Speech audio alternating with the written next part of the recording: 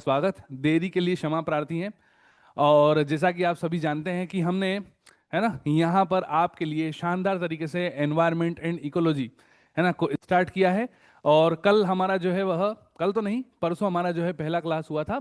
ठीक है, वो एक तरीके से इंट्रोडक्शन वाला क्लास था, लेकिन आज से ही जो है वह एनवायरनमेंट एंड इकोलॉजी की हम शुरुआत कर रहे हैं। तो हम हैं आनंद पांचाल, आप हैं यूपीएससी एस्पिरेंट्स, है ना। चलिए शुरू करते हैं बिना देरी लगाए। तो एनवायरनमेंट एंड इकोलॉजी का जो इंपॉर्टेंस है ना, आपके यूपीएससी सीएसई प्रीलिम्स 2026 और आने वाले सभी वर्षों के लिए, वो हमने आपको कल बता दिया था, है ना। खास तो हमारे ये जो है वह, है ना, 10 सेक्शंस हैं एनवायरनमेंट एंड इकोलॉजी में, जो कि हमको यहाँ पर कवर करना है ना। ठीक है, इससे पिछली क्लास में हम इसको बेहतर तरीके से डिस्क्राइब कर चुके थे।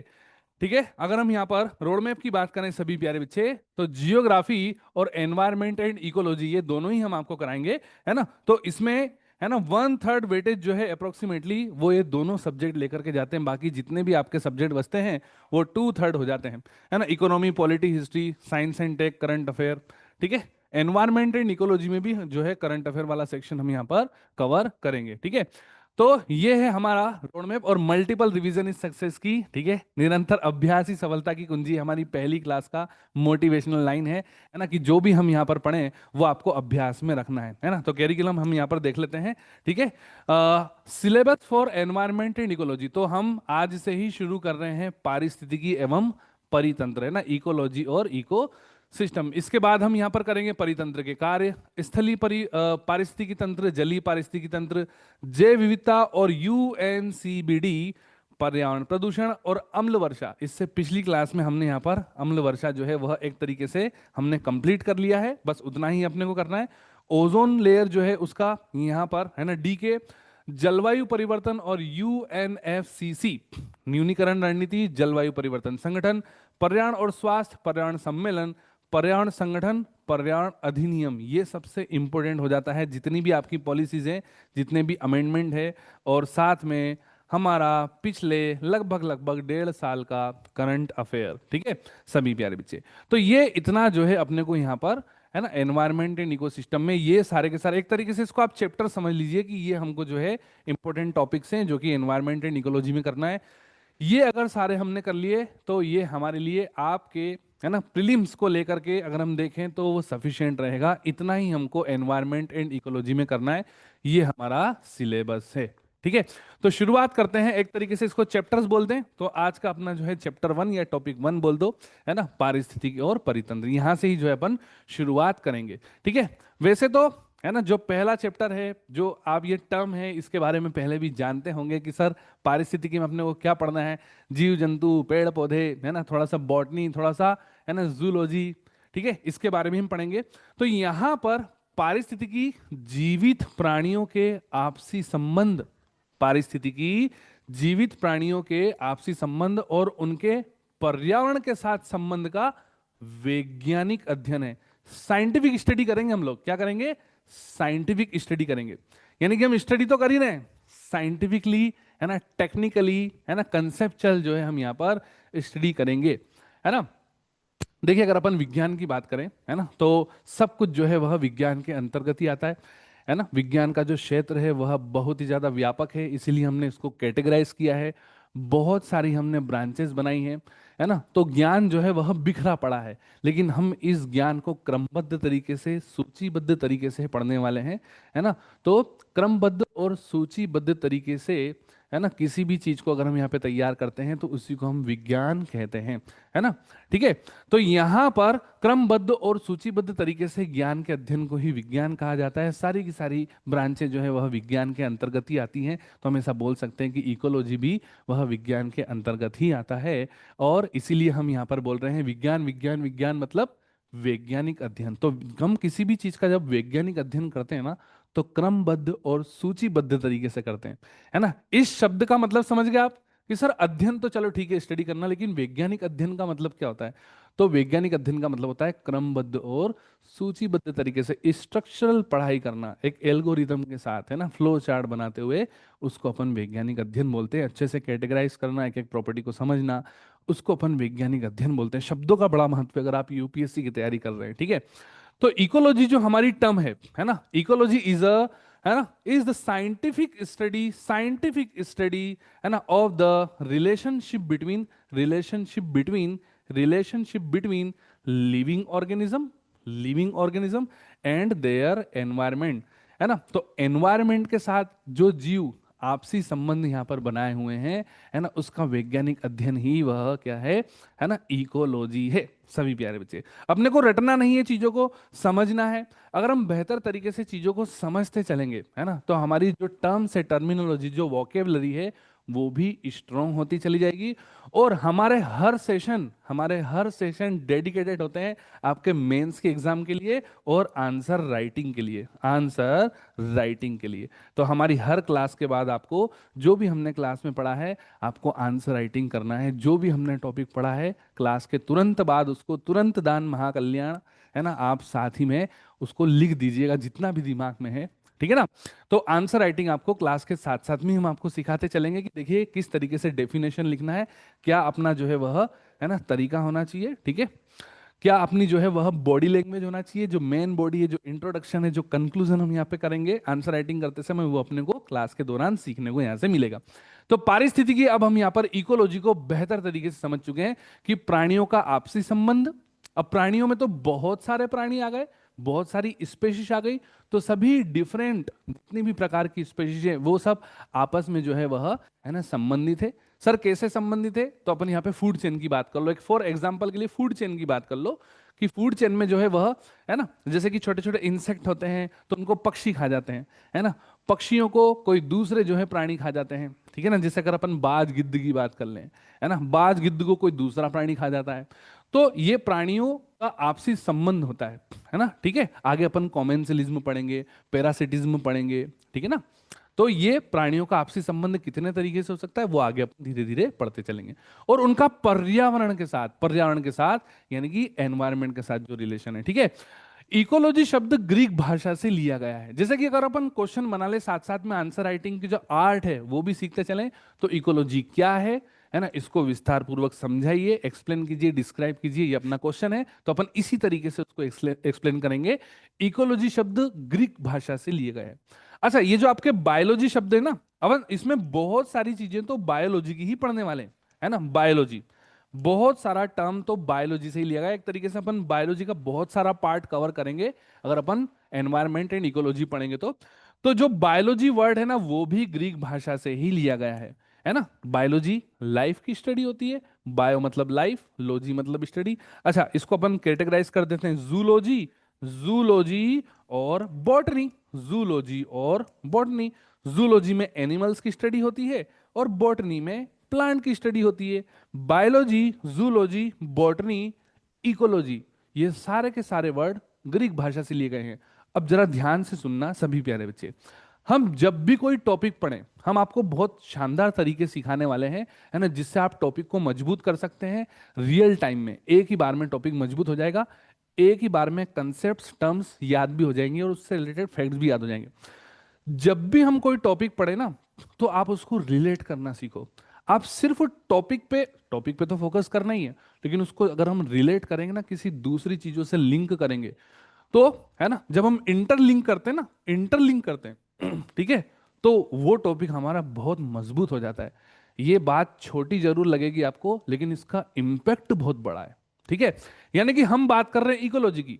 इकोलॉजी ग्रीक भाषा का शब्द है, तो आपके दिमाग में, है ना, कैसे रहेगा कि इकोलॉजी ग्रीक भाषा का शब्द, अगर रटोगे तो कभी याद नहीं होगा। लेकिन जैसे इसको लिंक कर लिया कि सर ने बताया है कि इकोलॉजी एनवायरनमेंट में हम अधिकतर पार्ट बायोलॉजी का पढ़ेंगे, बायोलॉजी में हम जूलॉजी पढ़ेंगे, जूलॉजी में बॉटनी, यानी कि हम जीव जंतु और पेड़ पौधों को पढ़ने वाले हैं अधिकतर इसमें, जो मोस्टली इसका जो पार्ट है।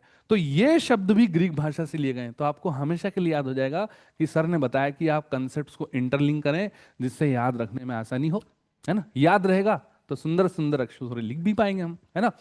तो इकोलॉजी शब्द ग्रीक भाषा से लिया गया है। यह दो शब्दों से मिलकर के बना है ना। एक तो यहां पर आपका, है ना, ओइकोस और दूसरा लोगोस, ठीक है ना।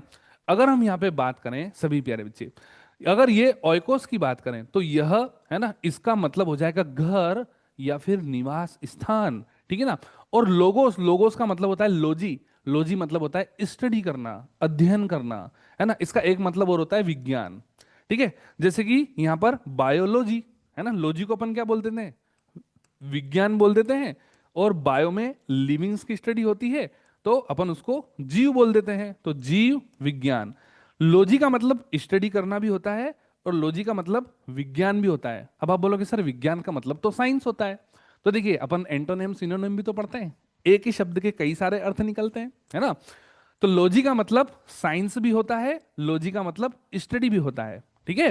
तो जैसे बहुत सारी ब्रांच पढ़ते हैं ना अपन, ठीक है, उन ब्रांच में लॉजी शब्द लिखा होता है ना, क्रोमोलॉजी, ठीक है, उसके बाद क्रोनोलॉजी, तो सब में लॉजी लॉजी, लेपिडेटरोलॉजी, है ना, ऑन्कोलॉजी, ऑन्कोलॉजी कैंसर का अध्ययन, तो लॉजी शब्द का मतलब होता है स्टडी करना, है ना।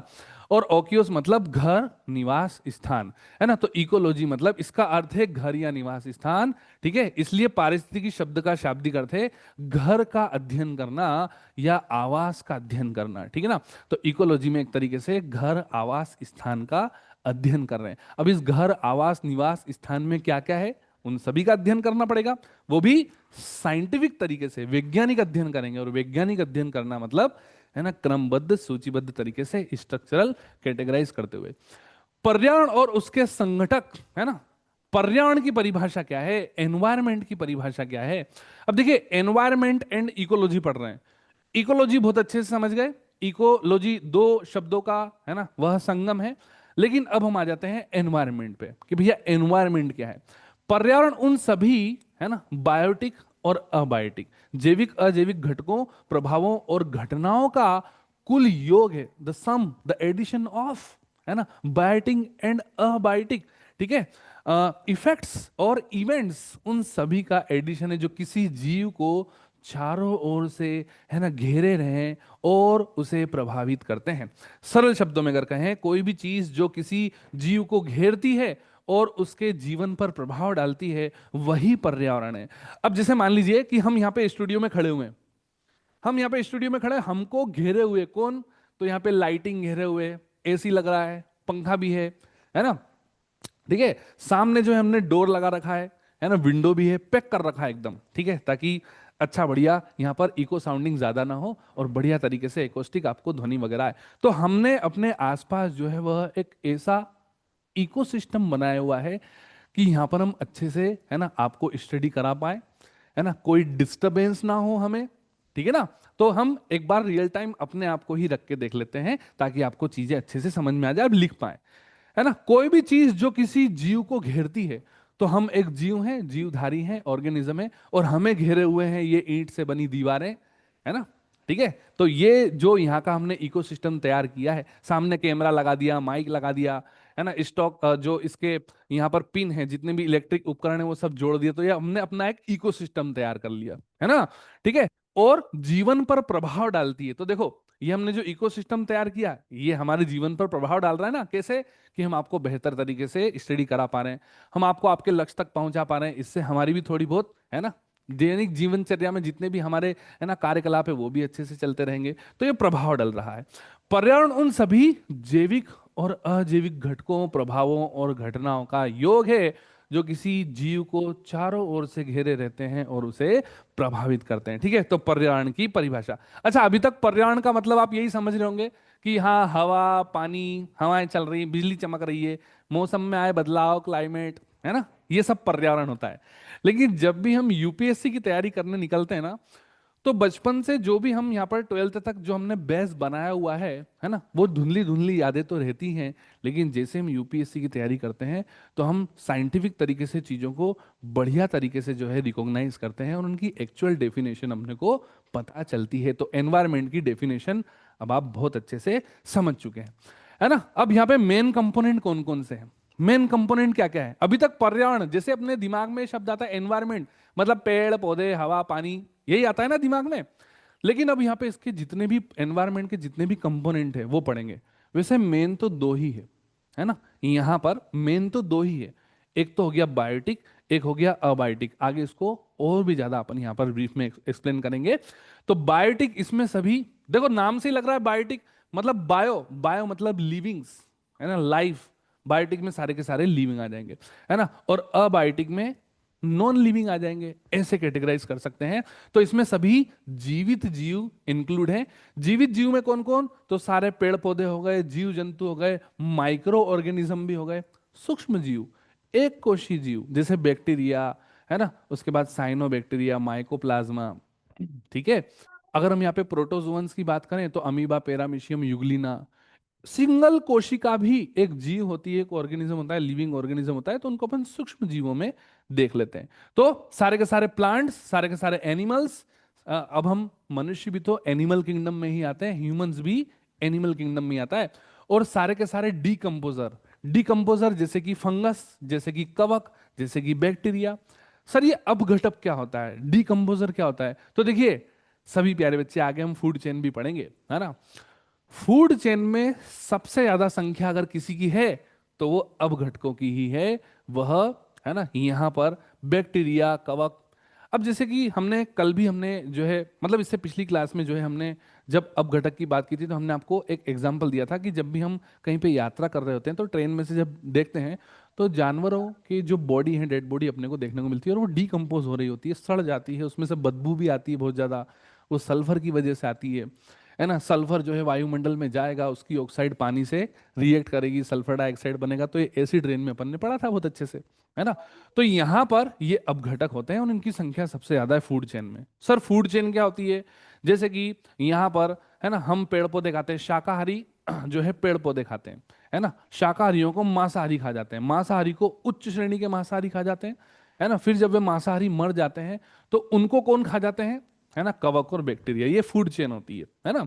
तो आपको याद रखना है फूड चेन में सबसे ज्यादा संख्या अपघटकों की ही है ना। तो ये सारे बायोटिक कंपोनेंट हो गए। अब बायोटिक में हम यहाँ पे बात करें निर्जीव, नॉन लिविंग जो यहाँ पर थिंग्स होंगे वो सभी आएंगे, है ना। साथ में यहाँ पे कुछ केमिकल जो फैक्टर है वो भी शामिल है। हम नॉन लिविंग में सिर्फ जो है कुर्सी, टेबल, दीवारें, इनकी ही बात ना करें, हम यहाँ पर केमिकल कंपाउंड्स की भी बात करेंगे, वो भी अबायोटिक में ही आते हैं, है ना। अच्छा, निर्जीव में जैसे प्रकाश, प्रकाश निर्जीव है, लाइट, है ना। हवा, एयर। सर प्रकाश किससे बना है? फोटोन के पार्टिकल से। सर हवा किससे बनी है? तो हवा, वायु, है ना, जो हमारा एटमॉस्फेयर है वह गैसेस, डस्ट पार्टिकल, और यहां पर जो वेपर मॉलिक्यूल है, पानी की छोटी छोटी बूंदे, उससे मिलकर के हवा बनती है। जल, वो तो शुद्ध H2O, है ना। मिट्टी जिसमें बहुत सारे मिनरल्स हैं। टेम्परेचर, ठीक है, टेम्परेचर और हीट, है ना। ऊष्मा में क्या अंतर है अभी हम आपको बताएंगे, ऊष्मा भी जो है वह अबायोटिक में आएगा। अब हम यहाँ पर कुछ केमिकल कंपाउंड की बात कर लेते हैं। तो केमिकल कंपाउंड में जितने भी एलिमेंट्स हैं, 118 एलिमेंट्स हैं, 118 एलिमेंट से दुनिया बनी है ना। सारी गैसें आ गई और वेपर, ठीक है। अच्छा, वेपर को तो अपन ने हवा में इंक्लूड कर लिया।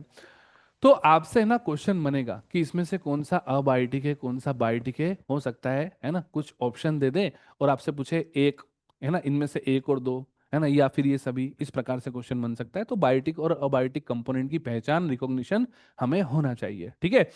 अब ये मुख्य दो जो है वह घटक हो गए। मुख्यतः तो दो ही घटक हैं पर्यावरण के, जो मुख्य घटक हैं वो दो है, बायोटिक और अबायोटिक, है ना। पर्यावरण की प्रकृति देख लेते हैं। अच्छा, पर्यावरण स्थिर नहीं है, एनवायरमेंट है ना, स्थिर नहीं है, ये स्टेबल नहीं है, ये अनस्टेबल है। जैसे आप देख रहे हैं कि सर ने जो है वह, है ना, अभी तो ठंड भी स्टार्ट नहीं है और सर ने जो है वह कोट पहना हुआ है ना, ठीक है। तो हमारा जो एनवायरमेंट है उसमें ना चेंज होता रहता है, और एनवायरमेंट के चेंज के अकॉर्डिंग जितने भी, है ना, बायोटिक कंपोनेंट हैं, हम मनुष्य भी तो बायोटिक ही है ना, उनमें भी चेंज होता है ना। वे एडॉप्ट यानी कि अनुकूलन के लिए वह परिवर्तन करते हैं। अब जैसे कि एनवायरमेंट चेंज हुआ, क्लाइमेट चेंज हुआ, हमको ठंड लगी, हमने जो है वह, है ना, तो ऐसे ही सभी स्पेशीज भी, है ना, एडॉप्टेशन के लिए कुछ ना कुछ परिवर्तन करती है, ठीक है। तो पर्यावरण स्थिर नहीं है, इसके जैविक और अजैविक घटक समय के साथ निरंतर बदलते रहते हैं, इनमें बदलाव होता है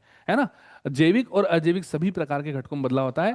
जटिल अंतर संबंध, जीवों और उनके पर्यावरण के बीच एक बहुत ही जटिल अंतर संबंध होता है, लगातार आपसी क्रिया, अंतर क्रिया होती रहती है। एनवायरमेंट और आपके जो लिविंग्स और नॉन लिविंग्स दोनों, इनके बीच में, है ना, लगातार बदलाव होते रहते हैं, है ना। सभी प्यारे बच्चे, इसको अच्छे से आपको समझना है, ठीक है।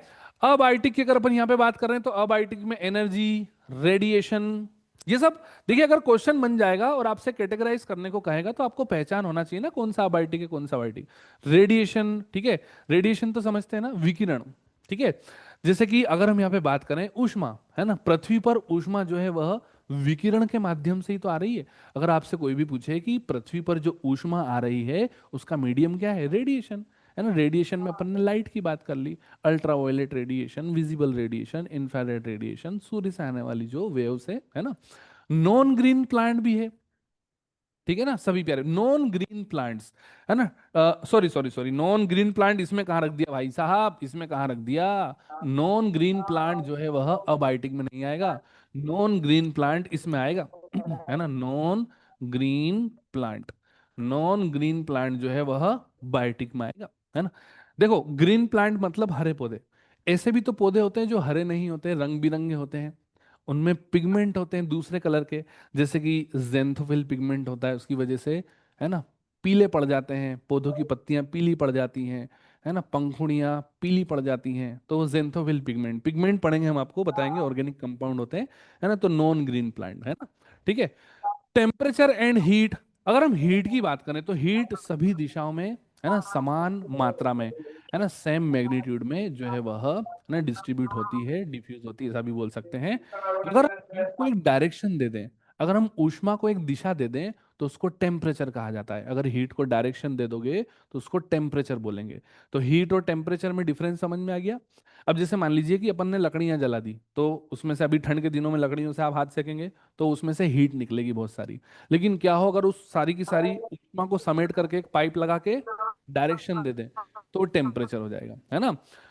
अब हम यहाँ पर बात करेंगे वाटर, ठीक है। एटमॉस्फेरिक गैसेस, हमारे वायुमंडल में जितनी भी गैसें हैं, है ना, हवा खुद गैसों का मिश्रण है, डस्ट पार्टिकल और वेपर मॉलिक्यूल्स जो है उसका मिश्रण है। आग, है ना, उसके बाद टोपोग्राफी अपन पढ़ेंगे, सॉइल, है ना, जियोलॉजिकल और सब स्ट्रम, इनको अपन यहाँ पर पढ़ने वाले हैं। बायोटिक की बात करें तो ग्रीन प्लांट और non green plant, decomposer, food chain में सबसे ज्यादा संख्या डीकंपोजर की है। पैरासाइट्स, सर पैरासाइट्स क्या होते हैं, परजीवी, पैरासाइट्स क्या होते हैं, जो हमेशा दूसरों को हानि पहुंचाए, वो पैरासाइट्स होते हैं, है ना, ठीक है। जैसे कुछ नेता लोग भाषण देते हैं ना कि भैया वो पार्टी के लोग तो परजीवी लोग हैं, है ना, ठीक है। परजीवी लोग उन्हें कहते हैं जो दूसरों को हानि पहुंचाए, खुद का लाभ करे, खुद का प्रॉफिट दूसरों का लॉस, वो पैरासाइट होते हैं। अब जैसे पैरासाइट में अपन पार्शल, कुछ वायरस ऐसे होते हैं जो दूसरों को वायरस कुछ अच्छे भी होते हैं, जैसे बैक्टीरियोफेज वायरस, वो गंगा नदी के जल को शुद्ध रख रहा है, क्योंकि वो सिर्फ बैक्टीरिया का ही भक्षण करता है, वो जीवाणु भोजी है, वो सिर्फ जीवाणु को ही मारेगा। अगर जीवाणु भोजी वायरस शरीर के भी अंदर चले जाएगा तो अपने शरीर को नुकसान नहीं करेगा। तो सारे वायरस पैरासाइट नहीं होते, सारे बैक्टीरिया पैरासाइट नहीं होते, कुछ बैक्टीरिया हमारे शरीर के लिए लाभदायक भी हैं, है ना। तो पैरासाइट वो होते हैं जो दूसरों को हानि पहुंचाए, खुद का लाभ करे।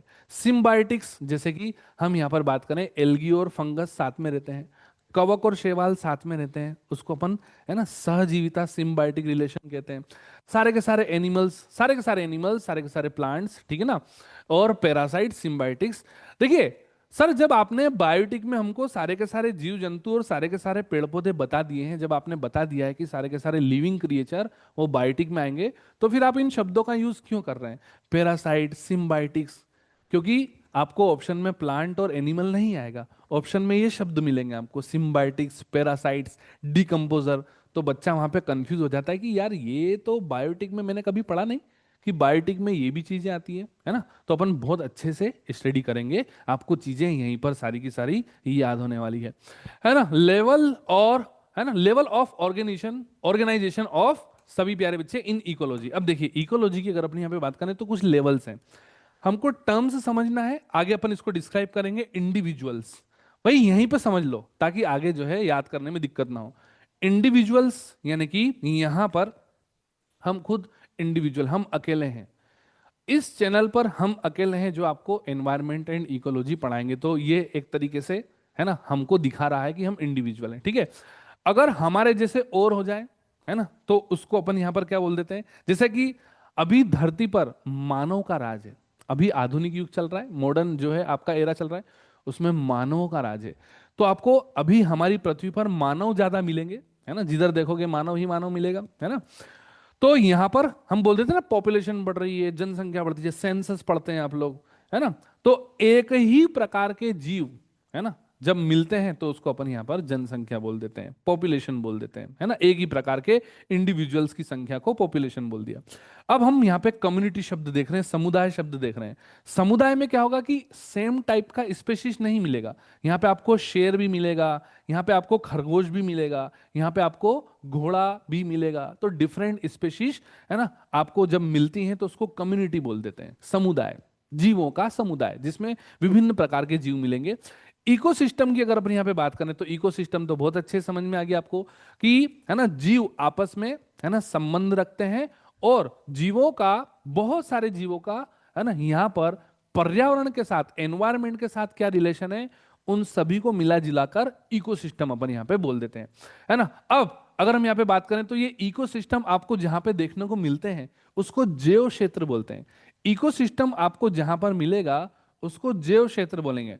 अच्छा, इकोसिस्टम एक बार फिर से हम आपको बताना चाहते हैं कि जीव जंतु और पर्यावरण का आपसी संबंध, जीव जंतु और पर्यावरण, है ना, आपके जीव जंतु और पर्यावरण का आपसी संबंध जो है वह इकोसिस्टम है ना। जैसे मान लीजिए कि पृथ्वी बहुत बड़ा प्लेनेट है, लेकिन कुछ स्थान ऐसे भी हैं जो नीरव क्षेत्र हैं जहां पे आपको इकोसिस्टम नहीं मिलेगा, है ना, जहां पे आपको अबायोटिक कंपोनेंट तो मिलेंगे लेकिन बायोटिक कंपोनेंट नहीं मिलेंगे, है ना। वहां पे जीवों का नामो निशान नहीं है। फॉर एग्जाम्पल थोड़ी देर के लिए अपन साउथ पोल की बात कर लेते हैं कि भैया साउथ पोल पे आपको ज्यादा, है ना, वेरिएशन देखने को मिलता नहीं है ना। तो वहां पे अपन ऐसा नहीं बोल सकते कि भैया साउथ पोल पे, अंटार्कटिका पे बहुत सारी प्रजातियां रहती हैं, वहां का जो क्लाइमेट है वो उनके अकॉर्डिंग एडॉप्टेबल है ना, तो वहां पे एक इकोसिस्टम बन रहा है। आप देखते हैं कि साउथ पोल पे, है ना, क्लाइमेट ऐसा है ना, कि वहां पे स्पेशीज ग्रो नहीं कर पाती है। तो अपन ऐसा बोल सकते हैं कि भैया पृथ्वी पर हर जगह इकोसिस्टम आपको नहीं मिलेगा। इकोसिस्टम जहां मिलेगा उसको जैव क्षेत्र बोलेंगे। जैव क्षेत्र मतलब जीवों का क्षेत्र जहां पर जीव मिलेंगे, है ना।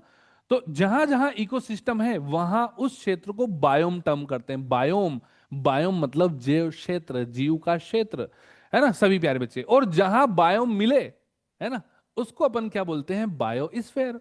तो पृथ्वी अपना एक बायोस्फीयर है। तो ये टर्म्स समझना बहुत ज्यादा जरूरी है हमारे लिए, है ना, कि जब हम बायोस्फीयर टर्म को यूज कर रहे हैं तो इसके मायने क्या है ना। जब हम बायोम शब्द का इस्तेमाल कर रहे हैं तो इसके क्या मायने हैं, है ना। Ecosystem, community, population and individual. Diagram से बहुत अच्छे समझ में आ गया होगा कि पारिस्थितिकी संगठन के, है ना, जो स्तर है, जो लेवल्स हैं, है ना, वो क्या है ना। तो levels of organisation of ecology बहुत अच्छे से समझ में आ गया होगा, है ना। ठीक है, अब एक डायग्राम और है उसको भी देख लेते हैं। जैसे हम इंडिविजुअल्स की बात कर रहे हैं तो सिर्फ मेंढक दिख रहा है ना। अब बहुत सारे मेंढक दिख रहे हैं तो इनकी पॉपुलेशन है, लेकिन मेंढक के साथ साथ और भी अन्य जीव भी मिलेंगे आपको, है ना। जैसे यहाँ पे आपको एक अर्थवर्म देखने को मिल रहा है, अर्थवर्म जिसको अपन यहाँ पर केचुआ बोलते हैं, किसान का दोस्त। भूमि को पोला करके ऑक्सीजन लेवल बढ़ाता है, भूमि की फर्टिलिटी रेट बढ़ती है। तो यहाँ पर अर्थवर्म जिसको अपन केचुआ बोल देते हैं, किसान का दोस्त। यहाँ पे आपको प्लांट भी देखने को मिल रहा है, प्लांट, है ना। तो ये कम्युनिटी बन गई एक तरीके से, है ना। अब ये कम्युनिटी जहां पे सरवाइव करेगी, है ना, और एनवायरमेंट के साथ जो रिलेशन बनाएगी उसको अपन यहां पर इकोसिस्टम बोल देंगे। इकोसिस्टम आपको जहां पर मिलेगा वो जैव क्षेत्र हो जाएगा। पता चला कि नॉर्थ अमेरिका में तो आपको शानदार तरीके से इकोसिस्टम मिल रहा है, वहां पे आपको शानदार तरीके से जो है वह ऑर्गेनिज्म का कम्युनिटी देखने को मिल रहा है, अच्छा इकोसिस्टम है। लेकिन, है ना, यहाँ पे साउथ अमेरिका में ऐसा कुछ नहीं देखने को मिल रहा है।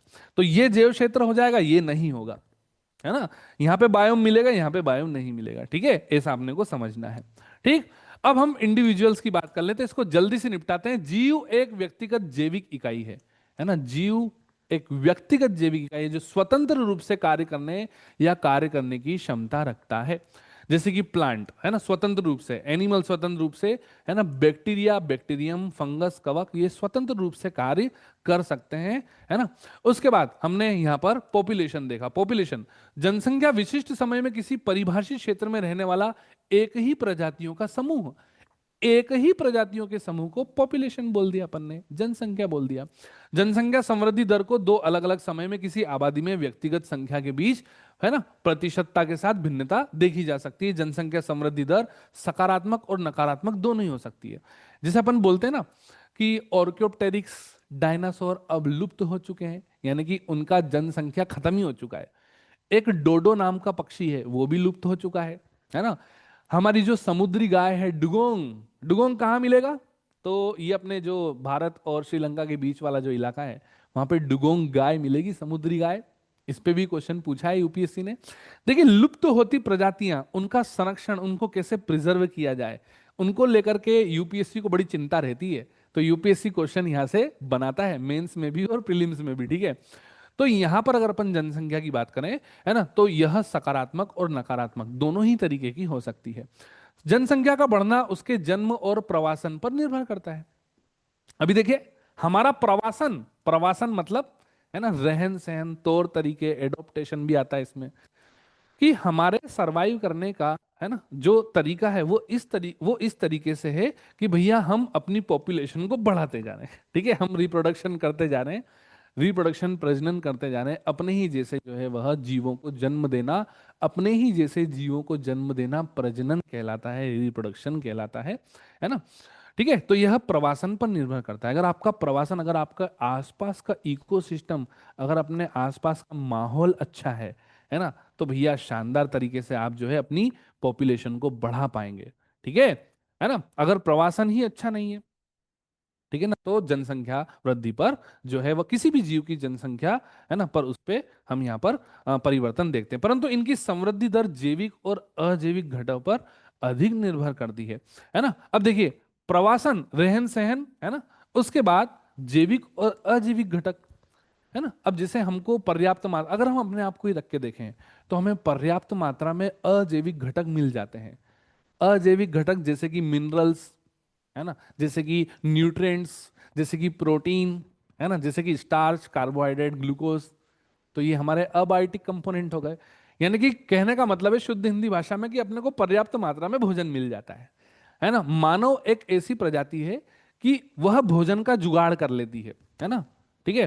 तो यहां पर मनुष्य की अगर अपन यहां पे बात करें, तो भैया मनुष्य की समृद्धि दर वह अजैविक और जैविक दोनों प्रकार के घटकों पर डिपेंड है। यानी कि अपने को पर्याप्त मात्रा में भोजन मिल जाता है, इसलिए अपन सरवाइव कर जाते हैं। सर्वाइवल ऑफ द फिटेस्ट, वो भी अपन कंसेप्ट पढ़ेंगे, है ना। चार्ल्स डार्विन ने क्या कहा था, उसके बारे में भी बात करेंगे, है ना। तो जैविक और अजैविक। अच्छा, ये सब अपन क्यों पढ़ रहे हैं सभी प्यारे बच्चे? ये आंसर राइटिंग के लिए पढ़ रहे हैं। आप सोच रहे होंगे कि सर आप एक ही बात को इतना ज्यादा क्यों ज्यादा महत्व दे रहे हैं, या इतना ज्यादा गहराई में क्यों जा रहे हैं? तो देखिए, यहां से आंसर राइटिंग की स्किल डेवलप होगी आपके लिए। आंसर राइटिंग की स्किल डेवलप, हमारी क्लासें डायरेक्ट जो है मेंस के लिए होती हैं सभी प्यारे बच्चे, है ना। तो ये सारा अपने को इसी तरीके से खूबसूरती के साथ लिखना है ना। पॉपुलेशन, जनसंख्या, ठीक है।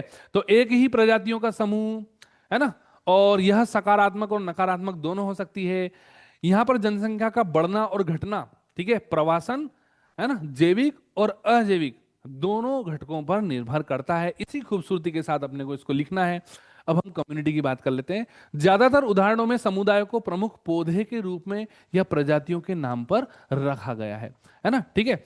कोई समुदाय निश्चित या कठोर नहीं है, समुदाय बड़े या छोटे हो सकते हैं। उदाहरण के लिए घास के मैदान समुदाय में घास प्रमुख है, हालांकि इसमें जड़ी बूटियां, झाड़ियां, पेड़ों के साथ साथ अलग अलग प्रजातियों के जानवर भी शामिल हो सकते हैं। अब हमने कम्युनिटी की बात की, हमने डायग्राम में देखा कि कम्युनिटी में मेंढक भी था, केंचुआ भी था और पेड़ पौधे भी थे। तो हम कम्युनिटी में ऐसा नहीं कहेंगे कि एक ही प्रकार के जीव, वो तो एक ही प्रकार के जीव, वो तो पॉपुलेशन हो जाएगा, वो तो जनसंख्या हो जाएगा। लेकिन अगर अपन यहाँ पे समुदाय की बात कर रहे हैं, कम्युनिटी की बात करें, तो जैसे कम्युनिटी हॉल होते हैं ना, शहरों में क्या होते हैं, कम्युनिटी हॉल होते हैं। वहां पे जो है अलग अलग जो है यहाँ पे लोग इकट्ठे होते हैं, अलग अलग पार्टियों के लोग इकट्ठा हो जाते हैं, फिर वो आपस में विचार विमर्श करते हैं, है ना। तो वहां से शब्द आपको याद रह जाएगा, कम्युनिटी हॉल, जहाँ पे, है ना, कम्युनिकेशन होता है डिफरेंट लोगों के बीच में, है ना। तो शब्द याद हो जाएगा, ये शब्द याद आपको रह जाएगा, है ना। तो कम्युनिटी में यहां पर अगर अपन देखें, तो कोई समुदाय निश्चित या कठोर नहीं है। अपन ऐसा नहीं बोल सकते कि कोई, है ना, एक जो स्पेशीज है वो डोमिनेंट है, वो आपको ज्यादा मिलेगी। हम ये बोल सकते हैं कि भैया, है ना, माना कि अगर अपन घास के मैदान की बात कर रहे हैं, अगर अपन जैसे घास के मैदान होते हैं ना आपके जम्मू कश्मीर में, है ना, गुलमर्ग, सोनमर्ग की पहाड़ियां, है ना, वो अनुधेरी और लंबी घाटियों के लिए, है ना, प्रसिद्ध है। गुलमर्ग वहां पे घास के मैदान है। अभी देखो पहलगाम में कितना खतरनाक हादसा हुआ, तो वहां पे आपने घास के मैदान देखे। तो अपने ऐसा नहीं कि घास के मैदान में घास ही डोमिनेंट है, ग्रास ही डोमिनेंट है, वहां पे साथ साथ में अपने को, है ना, घास के मैदान में जड़ी बूटियां मिल सकती है ना, ट्रीज और शर्ब्स, झाड़ियां होती है, शर्ब्स, बुशेश, है ना, बुशेश, शर्ब्स मिल सकती हैं। ठीक है, वहां पे अपने को ट्रीज, और ट्रीज के साथ साथ डिफरेंट स्पेशीज, है ना, और आपके एनिमल्स भी उसमें शामिल हो सकते हैं। तो कम्युनिटी में सारी चीजें आ गई। बहुत अच्छे से लिख पाओगे ना? हम आपका कॉन्फिडेंस लेवल बढ़ाएंगे, सेशन के साथ साथ चीजों को यहीं पे याद करा देंगे, लेकिन आपको इसको लिखना है, आंसर राइटिंग करना है। ठीक है, क्लास के बाद समुदाय का गठन। एक समुदाय में प्रजातियों की संख्या और उनके आकार भिन्न भिन्न हो सकते हैं। भाई कम्युनिटी में जो डिफरेंट स्पेशीज है वो डिफरेंट शेप के हो सकते हैं। कोई छोटा जानवर है, कोई बड़ा जानवर है, कोई छोटे पेड़ पौधे हैं, कोई बड़े पेड़ पौधे हैं, है ना। उनका संख्या और आकार अलग अलग हो सकता है। एक समुदाय में एक प्रजाति या कई प्रजातियां हो सकती है, बहुत सारी स्पेशीज हो सकती हैं, है ना। जैसे कि अगर अपन यहाँ पे बात करें कि अगर हम एक रेबिट की बात करें तो रेबिट में भी बहुत सारे हैं। अगर अपन स्नेक की बात करें तो स्नेक में ही बहुत सारी स्पेशीज है। अगर अपन घास की बात कर लें तो घास ही भैया बहुत तरीके की होती है ना। ठीक है, तो हम यहां पर कई प्रजातियों की बात कर रहे हैं। पर्यावरणीय कारक इसकी विशेषता को निर्धारित करते हैं, है ना। पर्यावरणीय कारक, जैसा एनवायरमेंट वैसा यहां पर डिपेंडेंसी होगी, तथा इसकी पद्धति का भी निर्धारण करते हैं। एक जैविक प्रजाति जीवों का एक समुदाय है जो प्रकृति में एक दूसरे के साथ प्रजनन करते हैं और उपजाऊ संतान, है ना, संतान पैदा करते हैं। लेकिन अगर संतान के आगे उपजाऊ लिख दें तो हमारा जो सेंटेंस है ना, वो बड़ा शानदार हो जाएगा। उपजाऊ संतान पैदा करते हैं, है ना। तो ये हो गया समुदाय का गठन, सभी प्यारे बच्चे। ठीक है, आगे चलते हैं। समुदाय के प्रकार, है ना, तो मेजर कम्युनिटी और माइनर कम्युनिटी। मेजर कम्युनिटी में कौन आएगा, माइनर कम्युनिटी में कौन आएगा? शब्द से लग रहा है प्रमुख, है ना, जो डोमिनेंट होंगे, है ना। अगर हम यहाँ पे बात करें, है ना, ये कैसी कम्युनिटी है, तो ये अत्यधिक बड़े और संगठित होते हैं, है ना, तथा सापेक्षिक रूप से स्वतंत्र होते हैं, है ना। बड़े हैं, संगठित भी हैं और स्वतंत्र भी हैं, इंडिपेंडेंट भी हैं, है ना। सूर्य ताप से ऊर्जा ग्रहण करते हैं। इनकी एनर्जी का जो मेन सोर्स है वो सन है। वैसे तो हमारे पूरी पृथ्वी पर जो एनर्जी का मेन सोर्स है वो सूर्य ही है। हम इनडायरेक्टली, जैसे अपन जो भोजन करते हैं ना, वो भोजन करते हैं तो जो हमारे शरीर में भोजन के द्वारा जो ऊर्जा आई है वो भी इनडायरेक्टली सन से ही आई है। कैसे? छोटा सा एग्जांपल, फोटोसिंथेसिस तो सभी जानते हैं, है ना। सनलाइट, पौधे जो होते हैं सनलाइट को एब्जॉर्ब करते हैं, है ना, और जो पौधों में क्लोरोफिल होता है वो एक्टिवेट हो जाता है। अब ये क्लोरोफिल क्या है? ऑर्गेनिक कंपाउंड है। वो कार्बन डाइऑक्साइड और जल को ग्लूकोज में बदल देता है। तो सनलाइट से क्लोरोफिल एक्टिवेट हुआ, दो इनऑर्गेनिक सब्सटेंस एक ऑर्गेनिक सब्सटेंस में बदले, है ना, और प्रकाश ऊर्जा रासायनिक ऊर्जा में बदल गई, है ना। ये क्वेश्चन वनडे एग्जाम में बहुत आता है कि प्रकाश ऊर्जा रासायनिक ऊर्जा में बदल गई ड्यू टू फोटोसिंथेसिस। प्रकाश ऊर्जा का रूपांतरण रासायनिक ऊर्जा में हो गया और वही रासायनिक ऊर्जा भोजन के माध्यम से आपने ग्रहण कर ली। तो देखिए हमारा शरीर भी तो इनडायरेक्टली धूप से ही चल रहा है। अब आपको मूवी याद आ गई होगी, कोई मिल गया, उसमें जादू होता है ना, वो बोलता है क्या खाता है भैया? धूप। भाई साहब आपके अंदर भी धूप से ही एनर्जी है, लेकिन वो इनडायरेक्टली है। वो जादू था, वो डायरेक्ट ले लेता था। पेड़ पौधे भी सनलाइट को डायरेक्ट ले लेते हैं, है ना। तो यहां पे अगर अपन यहां पे बात करें कि भैया प्रमुख समुदाय जो मेजर कम्युनिटी है ना हमारे अर्थ पृथ्वी की बात करें, तो वो है पेड़ पौधे। वो क्या है? पेड़ पौधे। और पेड़ पौधे भी कब?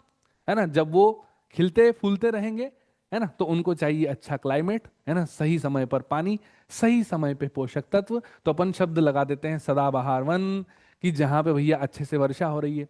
जैसे अगर अपन अगर हम यहां पर इंडिया की बात करें तो इंडिया में जो वेस्टर्न घाट है, वेस्टर्न घाट, वेस्टर्न, है ना, ये अपना गुजरात हो जाता है ना। तो हम ये जो वेस्टर्न घाट है इसको अपन क्या बोलते हैं? सहयाद्री बोलते हैं, सहयाद्री, है ना, वेस्टर्न घाट सहयाद्री।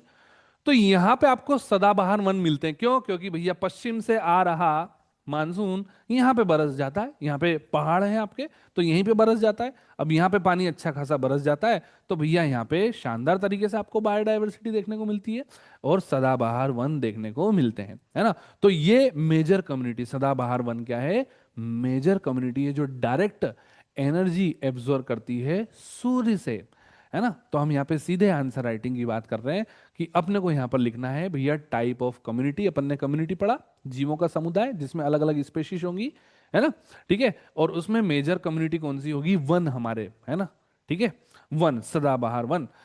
उत्तर पूर्व भारत में उष्ण कटिबंधीय सदाबहार वन। अब हमने उत्तर पूर्व की बात कर ली भैया, हमारा जो इंडिया है, हमारा जो इंडिया है वो क्वाड्रेंगुलर शेप में है ना। इंडिया जो हमारा है वो क्वाड्रेंगुलर शेप में है कुछ इस तरीके से। तो हमने यहाँ पे उत्तर भारत की बात कर ली कि भैया ये वाला जो इलाका है ना, ये वाला उत्तर भारत वाला, यहाँ पे भी आपको जो है वह सदाबहार वन देखने को मिलेंगे, ठीक है। अब हम लघु समुदाय की बात करते हैं।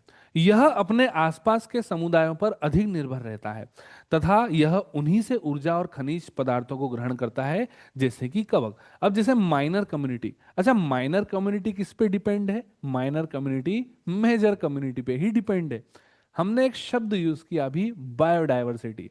बायोडायवर्सिटी मतलब जहां पे सदाबहार वन होंगे वहां पे आपको बायोडायवर्सिटी मिलेगी, है ना।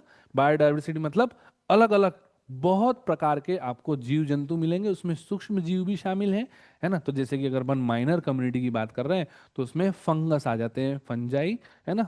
कवक का अध्ययन माइकोलॉजी होता है। कवक का अध्ययन क्या होता है, माइकोलॉजी। टर्म्स याद रखना है अपने को।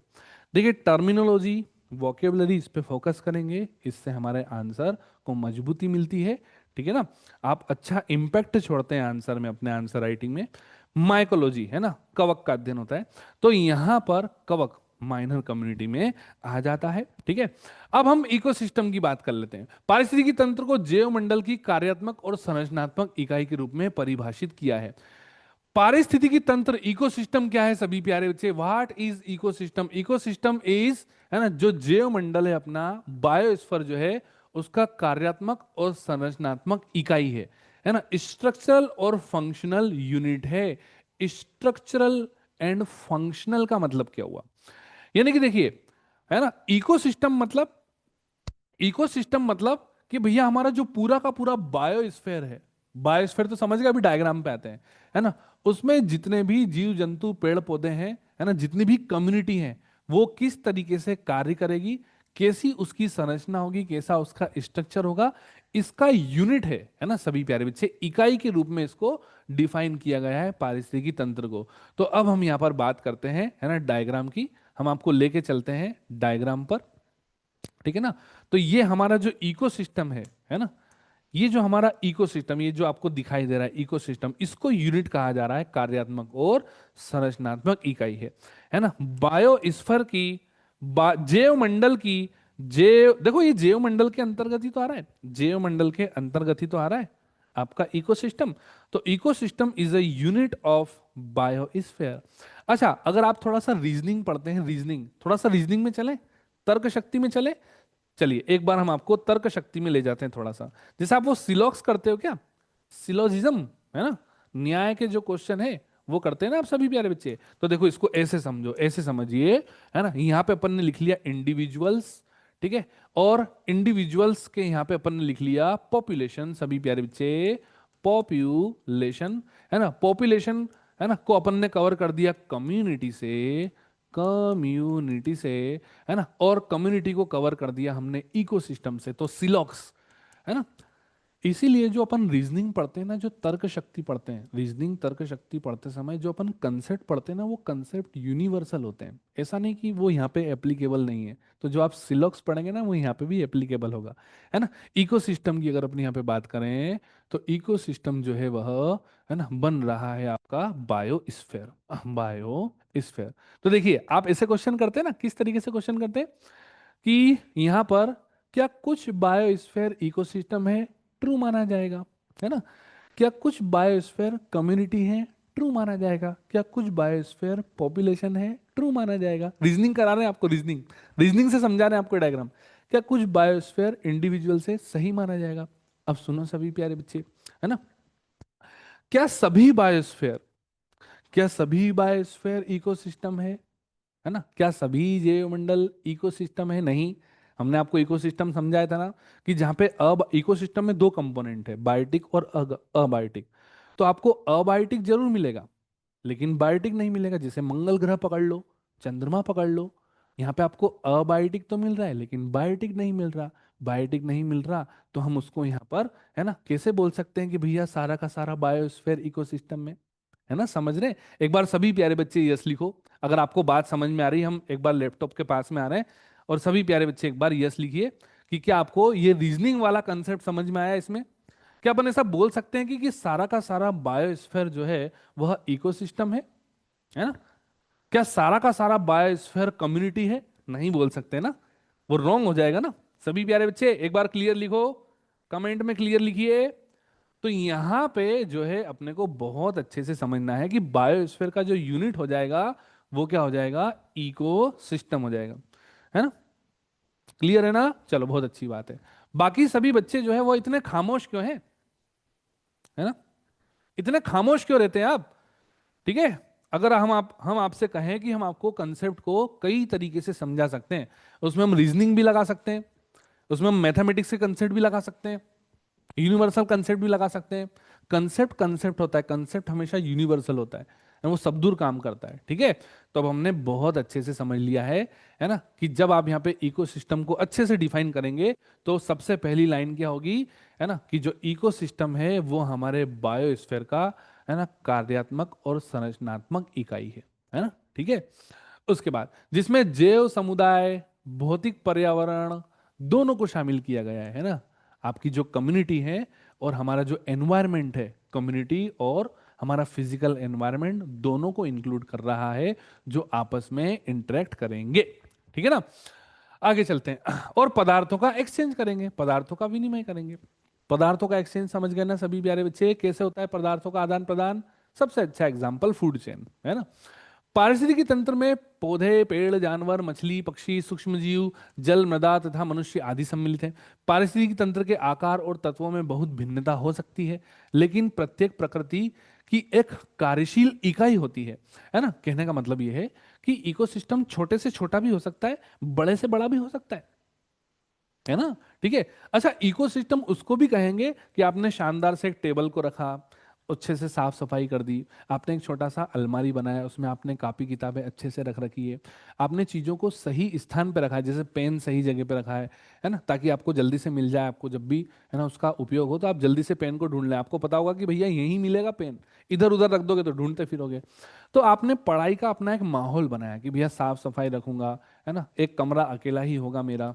ठीक है, यूपीएससी एस्पिरेंट्स अपने आसपास के क्लाइमेट को एकदम स्वच्छ रखते हैं, है ना, पढ़ाई वाला माहौल बनाते हैं। तो उस माहौल को भी अपन ने क्या टर्म दिया है, इकोसिस्टम ही टर्म दिया है ना? तो यहां पर, ठीक है, आकार और तत्वों में भिन्नता हो सकती है, ठीक है, लेकिन प्रत्येक की प्रकृति एक कार्यशील इकाई होती है। एक पारिस्थितिक तंत्र में रहने वाली हर चीज अन्य प्रजातियों और तत्वों पर निर्भर करेगी। जब हमने कह ही दिया है कि भैया जीव आपस में एक दूसरे से, है ना, इंटरेक्ट करेंगे, तो यहां पर जो है वह एक दूसरे पर डिपेंड भी तो होंगे, है ना? और अबायोटिक में तत्व पर भी निर्भर है। ठीक है, जो उस पारिस्थितिक समुदाय का हिस्सा होगा। यदि पारिस्थितिक तंत्र एक हिस्सा क्षतिग्रस्त हो जाता है या समाप्त हो जाता है तो इसका प्रभाव बाकी सभी चीजों पर भी पड़ता है। अब अपन ने एक इकोसिस्टम, एक लेक समझ लो, एक तालाब समझ लो, एक तालाब समझ लीजिए, है ना? अब जैसे कि हमने यहाँ पर तालाब को साफ करने के लिए, जैसे तालाब का पानी बहुत ही गंदा है ना, तो तालाब को साफ करने के लिए अपन ने पोटेशियम परमैंगनेट डाल दिया, KMnO4, हमने क्लोरीन डाल दिया, तो भैया तालाब का पानी, आपने उसमें डिसइंफेक्ट, आपने इंसेक्टिसाइड डाल दिए, तो भैया तालाब के पानी में सूक्ष्म जीव मर जाएंगे, एल्गीज मर जाएंगी, सारी की सारी शैवाल मर जाएंगे। तो अब जैसे ही इकोसिस्टम का एक हिस्सा क्षतिग्रस्त हुआ, है ना, तो अब जो तालाब के अंदर मछलियां थी, जो छोटे छोटे, है ना, माइक्रो ऑर्गेनिज्म, एल्गीज या अन्य चीजों पर डिपेंड थी, तो भैया मछलियां भी तो मर जाएगी। आपने मछलियों को मारने के लिए या मछलियों को मारने के उद्देश्य से आपने उसमें जो है पोटेशियम परमैंगनेट या क्लोरीन या कोई डिसइंफेक्ट नहीं डाला था, लेकिन उसका इम्पैक्ट मछलियों पर भी पड़ गया, है ना? तो अगर एक चीज डिस्टर्ब होती है तो दूसरी चीज भी डिस्टर्ब होती है। ये लाइन अपने को लिखना है। पारिस्थितिकी तंत्र एक वृक्ष जितना छोटा भी हो सकता है और एक संपूर्ण वन जितना बड़ा भी हो सकता है। एक वृक्ष भी एक इकोसिस्टम का एग्जाम्पल है। जैसे आप एक पेड़ की बात करें, पीपल के पेड़ की बात कर लें, तो आपने देखा होगा कि पीपल के पेड़ पर बहुत सारे इंसेक्ट रहते हैं, चींटियां रहती हैं, मकोड़े रहते हैं। अच्छा, वहीं पीपल के पेड़ पर कोयल ने भी अपना घोंसला बना लिया है है ना, पीपल के वृक्ष पे जो उसके फूल आते हैं, वो कभी कभी आपने देखा होगा बंदर आते हैं तो पीपल के पत्ते खा जाते हैं, है ना, पीपल के पत्ते खा जाते हैं, उसके फूल खा जाते हैं, ठीक है ना। तो इकोसिस्टम एक वृक्ष जितना छोटा भी हो सकता है और इकोसिस्टम एक संपूर्ण वन जितना बड़ा भी हो सकता है। तो अब हमारा सवाल आपसे है, अगर आपको इकोसिस्टम बहुत ही अच्छे से समझ में आ गया है तो कमेंट में आप सभी को जवाब देना है, आप सभी को कमेंट में आंसर करना है कि अगर हम आपसे पूछें कि सबसे बड़ा इकोसिस्टम कौन सा है ना, हमारी पृथ्वी पर, प्रश्न पूरा कंप्लीट जो है कर लेते हैं, हमारी पृथ्वी पर सबसे बड़ा जो यहाँ पर पारिस्थितिकी तंत्र है, इकोसिस्टम है, वह कौन सा है? आप जल्दी से दिमाग लगा के बताओ, हम आपके प्रेजेंस ऑफ माइंड का अभी जो है वह तुलनात्मक अध्ययन कर देंगे। आप सभी से प्रश्न हमारा यह है, प्रश्न को दोहराते हैं, कमेंट हम लैपटॉप के पास आएंगे, आप सभी का कमेंट देखेंगे कि हमारी पृथ्वी पर, है ना, अगर हम इकोसिस्टम बोल रहे हैं कि संपूर्ण वन जितना बड़ा हो सकता है, तो हमारी पृथ्वी पर सबसे बड़ा इकोसिस्टम कौन सा है? Which is the largest ecosystem in our earth, in our biosphere? जल्दी से आप कमेंट में जवाब दीजिए, है ना। तो आप सभी, है ना, 30 सेकंड का ब्रेक, हम पानी भी पी लेंगे और आपकी कमेंट भी जांच लेंगे, है ना। हमारी पृथ्वी पर सबसे बड़ा इकोसिस्टम कौन सा है? जल्दी से जवाब दो सभी प्यारे बच्चे।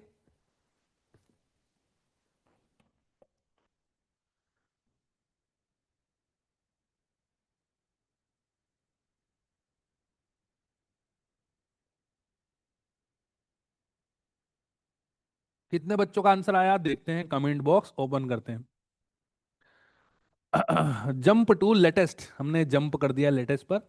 चलिए, पूजा तिवारी का आंसर आ चुका है, नीरू का आंसर आ चुका है, सपना का आंसर आ चुका है, काजल का आंसर आ चुका है, बाकी, है ना, बाकी बच्चे भी कोशिश करें, जैसे कि आयुष है, अदिति है, खुशी, है ना, शिवांशु, नीरू, नीति कुमारी, नीतू कुमारी, सॉरी माफ कीजिएगा, पूजा तिवारी, है ना, आप सभी का आंसर आ चुका है। चलिए ठीक है, यानी कि भैया, है ना।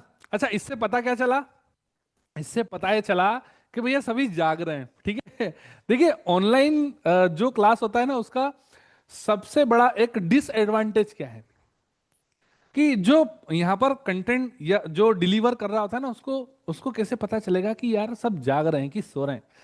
क्योंकि वो खुद जागा हुआ है, उसे ये पता होता है, लेकिन सामने वाले जागे हुए हैं, सो रहे हैं, ये जो है अपने को कैसे पता चलेगा, है ना। तो आप सभी, है ना, जागे हुए हैं, आपने साबित कर दिया, और आप सभी का आंसर एकदम करेक्ट है, वो है ओशियन, यानी कि सागर, है ना। पृथ्वी पर समंदर ही सबसे बड़ा इकोसिस्टम है ना। लिथोस्फेयर छोटा है, अपना जो हाइड्रोस्फेयर है बड़ा है, जलमंडल बड़ा है ना, स्थल मंडल छोटा है। अगर अपन यहाँ पे जल की बात करें तो पृथ्वी के अपर सरफेस पर जल 71% है और करीब 29% लिथोस्फीयर है, स्थल मंडल है ना। पृथ्वी की आंतरिक संरचना जब हम जियोग्राफी पढ़ेंगे तो इसको भी हम यहाँ पे कवर करेंगे।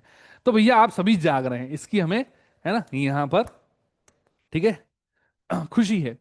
अब यहाँ पे घटक, तो भैया इसमें अपन ने जो है बायोटिक अबायोटिक बहुत अच्छे से समझ लिया। अबायोटिक में सारे के सारे नॉन लिविंग आ जाएंगे, इसमें आपके सारे के सारे एलिमेंट आ जाएंगे। अब देखिए होता क्या है कि क्वेश्चन इस तरीके से बनते हैं कि इनमें से कौन सा एक अजैविक घटक है ना, जो मनुष्य को यहाँ पर प्रभावित करता है, उसके तंत्रिका तंत्र को डैमेज करता है, उसके मस्तिष्क को डैमेज करता है, उसके हृदय को प्रभावित करता है, ब्लड प्रेशर को प्रभावित करता है ना, जो मिनी माता का कारण बनता है, जो चिकन पॉक्स कर देता है, जो ब्लैक फूड कर देता है ना, पैरों के अंदर। तो ऐसे अबायोटिक भी है कंपोनेंट जो हमारे शरीर के लिए हानिकारक है ना, कहीं वे अबायोटिक कंपोनेंट हमारे शरीर के अंदर ना चला जाए, इसलिए अपने को पता होना चाहिए। तो हमारे जो तत्व होते हैं ना, जैसे कि पानी का प्रदूषण, आर्सेनिक का प्रदूषण, कैडमियम का प्रदूषण, लेड का प्रदूषण, तो ये सारे के सारे जितने भी हमने नाम लिए हैं वो सब तत्व हैं, रासायनिक तत्व हैं, और ये अबायोटिक में आते हैं, है ना। अजैविक घटक विश्व के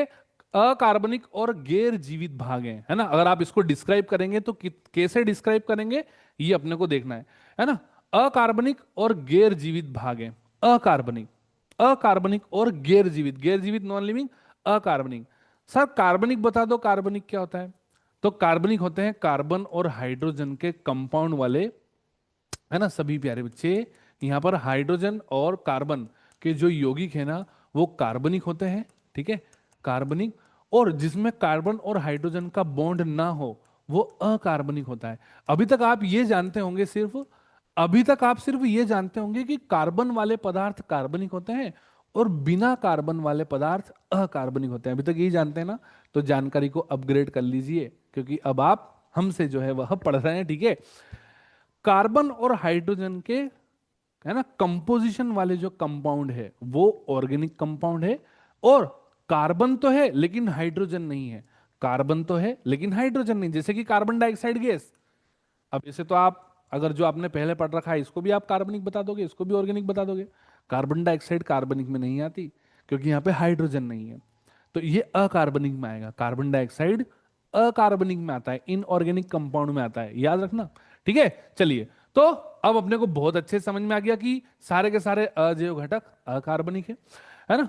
अजैविक घटक में मिट्टी, पानी, वायु, प्रकाश, है ना, इसमें ऑक्सीजन, नाइट्रोजन, सारे तत्व मान लो, है ना, जितने भी एलिमेंट है। भौतिक प्रक्रियाएं भी इसमें शामिल हैं, जिनमें ज्वालामुखी, भूकंप, बाढ़। अब अबायोटिक में अपन यहाँ पे आप पहली बार देख रहे होंगे कि सर अबायोटिक में वोल्केनोज भी हैं, अर्थक्वेक भी है ना, यहाँ पे स्ट्रोम भी है ना, पहाड़ भी है, फ्लूड भी आ रहा है ना, जंगल में लगी आग, जलवायु, मौसम की स्थिति शामिल है। अब बताइए, जब आप आंसर राइटिंग करेंगे तो ये लाइन इंपैक्टफुल होगी कि नहीं? बिल्कुल इंपैक्टफुल होगी। अजैविक कारक उसके वातावरण में एक जीव कहां और कितनी अच्छी तरह से मौजूद है, इसका पता लगाने वाले सबसे अधिक निर्धारक कारक हैं। देखिए, हम अब आईटी को एक बहुत अच्छा फैक्टर मान के चल रहे हैं कि कैसे पता लगाएंगे कि भैया कौन सा लिविंग ऑर्गेनिज्म किस माहौल में रहता है। तो ये हमारे लिए इंपॉर्टेंट है ना, पता लगाने वाले सबसे अधिक निर्धारक कारक हैं, है ना, लिविंग ऑर्गेनिज्म के लिए। हालांकि ये कारक एक दूसरे के साथ अंतर क्रिया करते हैं, लेकिन एक एकल कारक भी जीव की सीमा को, है ना, सीमित कर सकता है। तो अब आपने समझ लिया कि अजैविक कारक के बारे में जब भी हमको लिखना है तो ये पॉइंट जो है वह शामिल करना है शानदार तरीके से, है ना। अजैव घटक सिर्फ ऐसा नहीं कि भैया नॉन लिविंग, बात खत्म, ऐसा नहीं, ऐसा नहीं पढ़ेंगे हम शानदार तरीके से पढ़ेंगे। आंसर राइटिंग हम यहाँ पर करते चलेंगे, है ना। आपका जो एनर्जी है ना, रेनफॉल है, टेम्परेचर है, एटमॉस्फियर है ना, ऑर्गेनिज्म स्टेज है, आपका मटेरियल्स हैं, लेटीट्यूड एंड एल्टीट्यूड, इन सभी को अपन यहाँ पर अबायोटिक में इंक्लूड करेंगे। एक एक करके समझते हैं। जैसे कि अजैव घटक में, है ना, इसका प्रमुख जो सोर्स है वो सूर्य का ताप है, सूर्य ताप। यह प्रत्यक्ष रूप से पौधों द्वारा ग्रहण किया जाता है तथा जीवों द्वारा इन्हें पौधों या जीवों से अप्रत्यक्ष रूप से ग्रहण किया जाता है। भैया सूर्य का जो यहाँ पर एनर्जी है ना, वह पेड़ पौधे ले लेते हैं, पेड़ पौधे से हमारे अंदर ट्रांसफर हो जाती है, ठीक है, अप्रत्यक्ष रूप से, इनडायरेक्टली। वर्षा की बात करें तो सभी, है ना, जल सभी जीवों के लिए सबसे प्रमुख घटक है। जल ही तो जीवन है, बचपन से पढ़ते आ रहे हैं कि जल ही जीवन है, वाटर इज लाइफ, है ना, जल ही जीवन है, बचपन से पढ़ते आ रहे हैं वाटर इज लाइफ। तो जल सभी जीवों के लिए, जितने भी लिविंग क्रिएचर्स हैं, है ना, उसमें एक प्रमुख यहाँ पर कंपोनेंट है। अधिकतर जैव रासायनिक अभिक्रियाएं जल के माध्यम से ही तो होती है। जितनी भी बायोकेमिकल रिएक्शन है वो वाटर और एंजाइम्स, है ना, के माध्यम से होती है। जल शरीर के तापमान को भी नियंत्रित करता है, गर्मी लगती है, ठंडा ठंडा पानी पी लेते हैं, आप एडोप्ट हो जाते हैं। जल निकाय कई जलीय पौधों और जानवरों के लिए निवास स्थान भी है। जैसे कि आपने बताया कि सर समंदर सबसे बड़ा इकोसिस्टम है, तो जल एक निवास स्थान भी हो गया, है ना।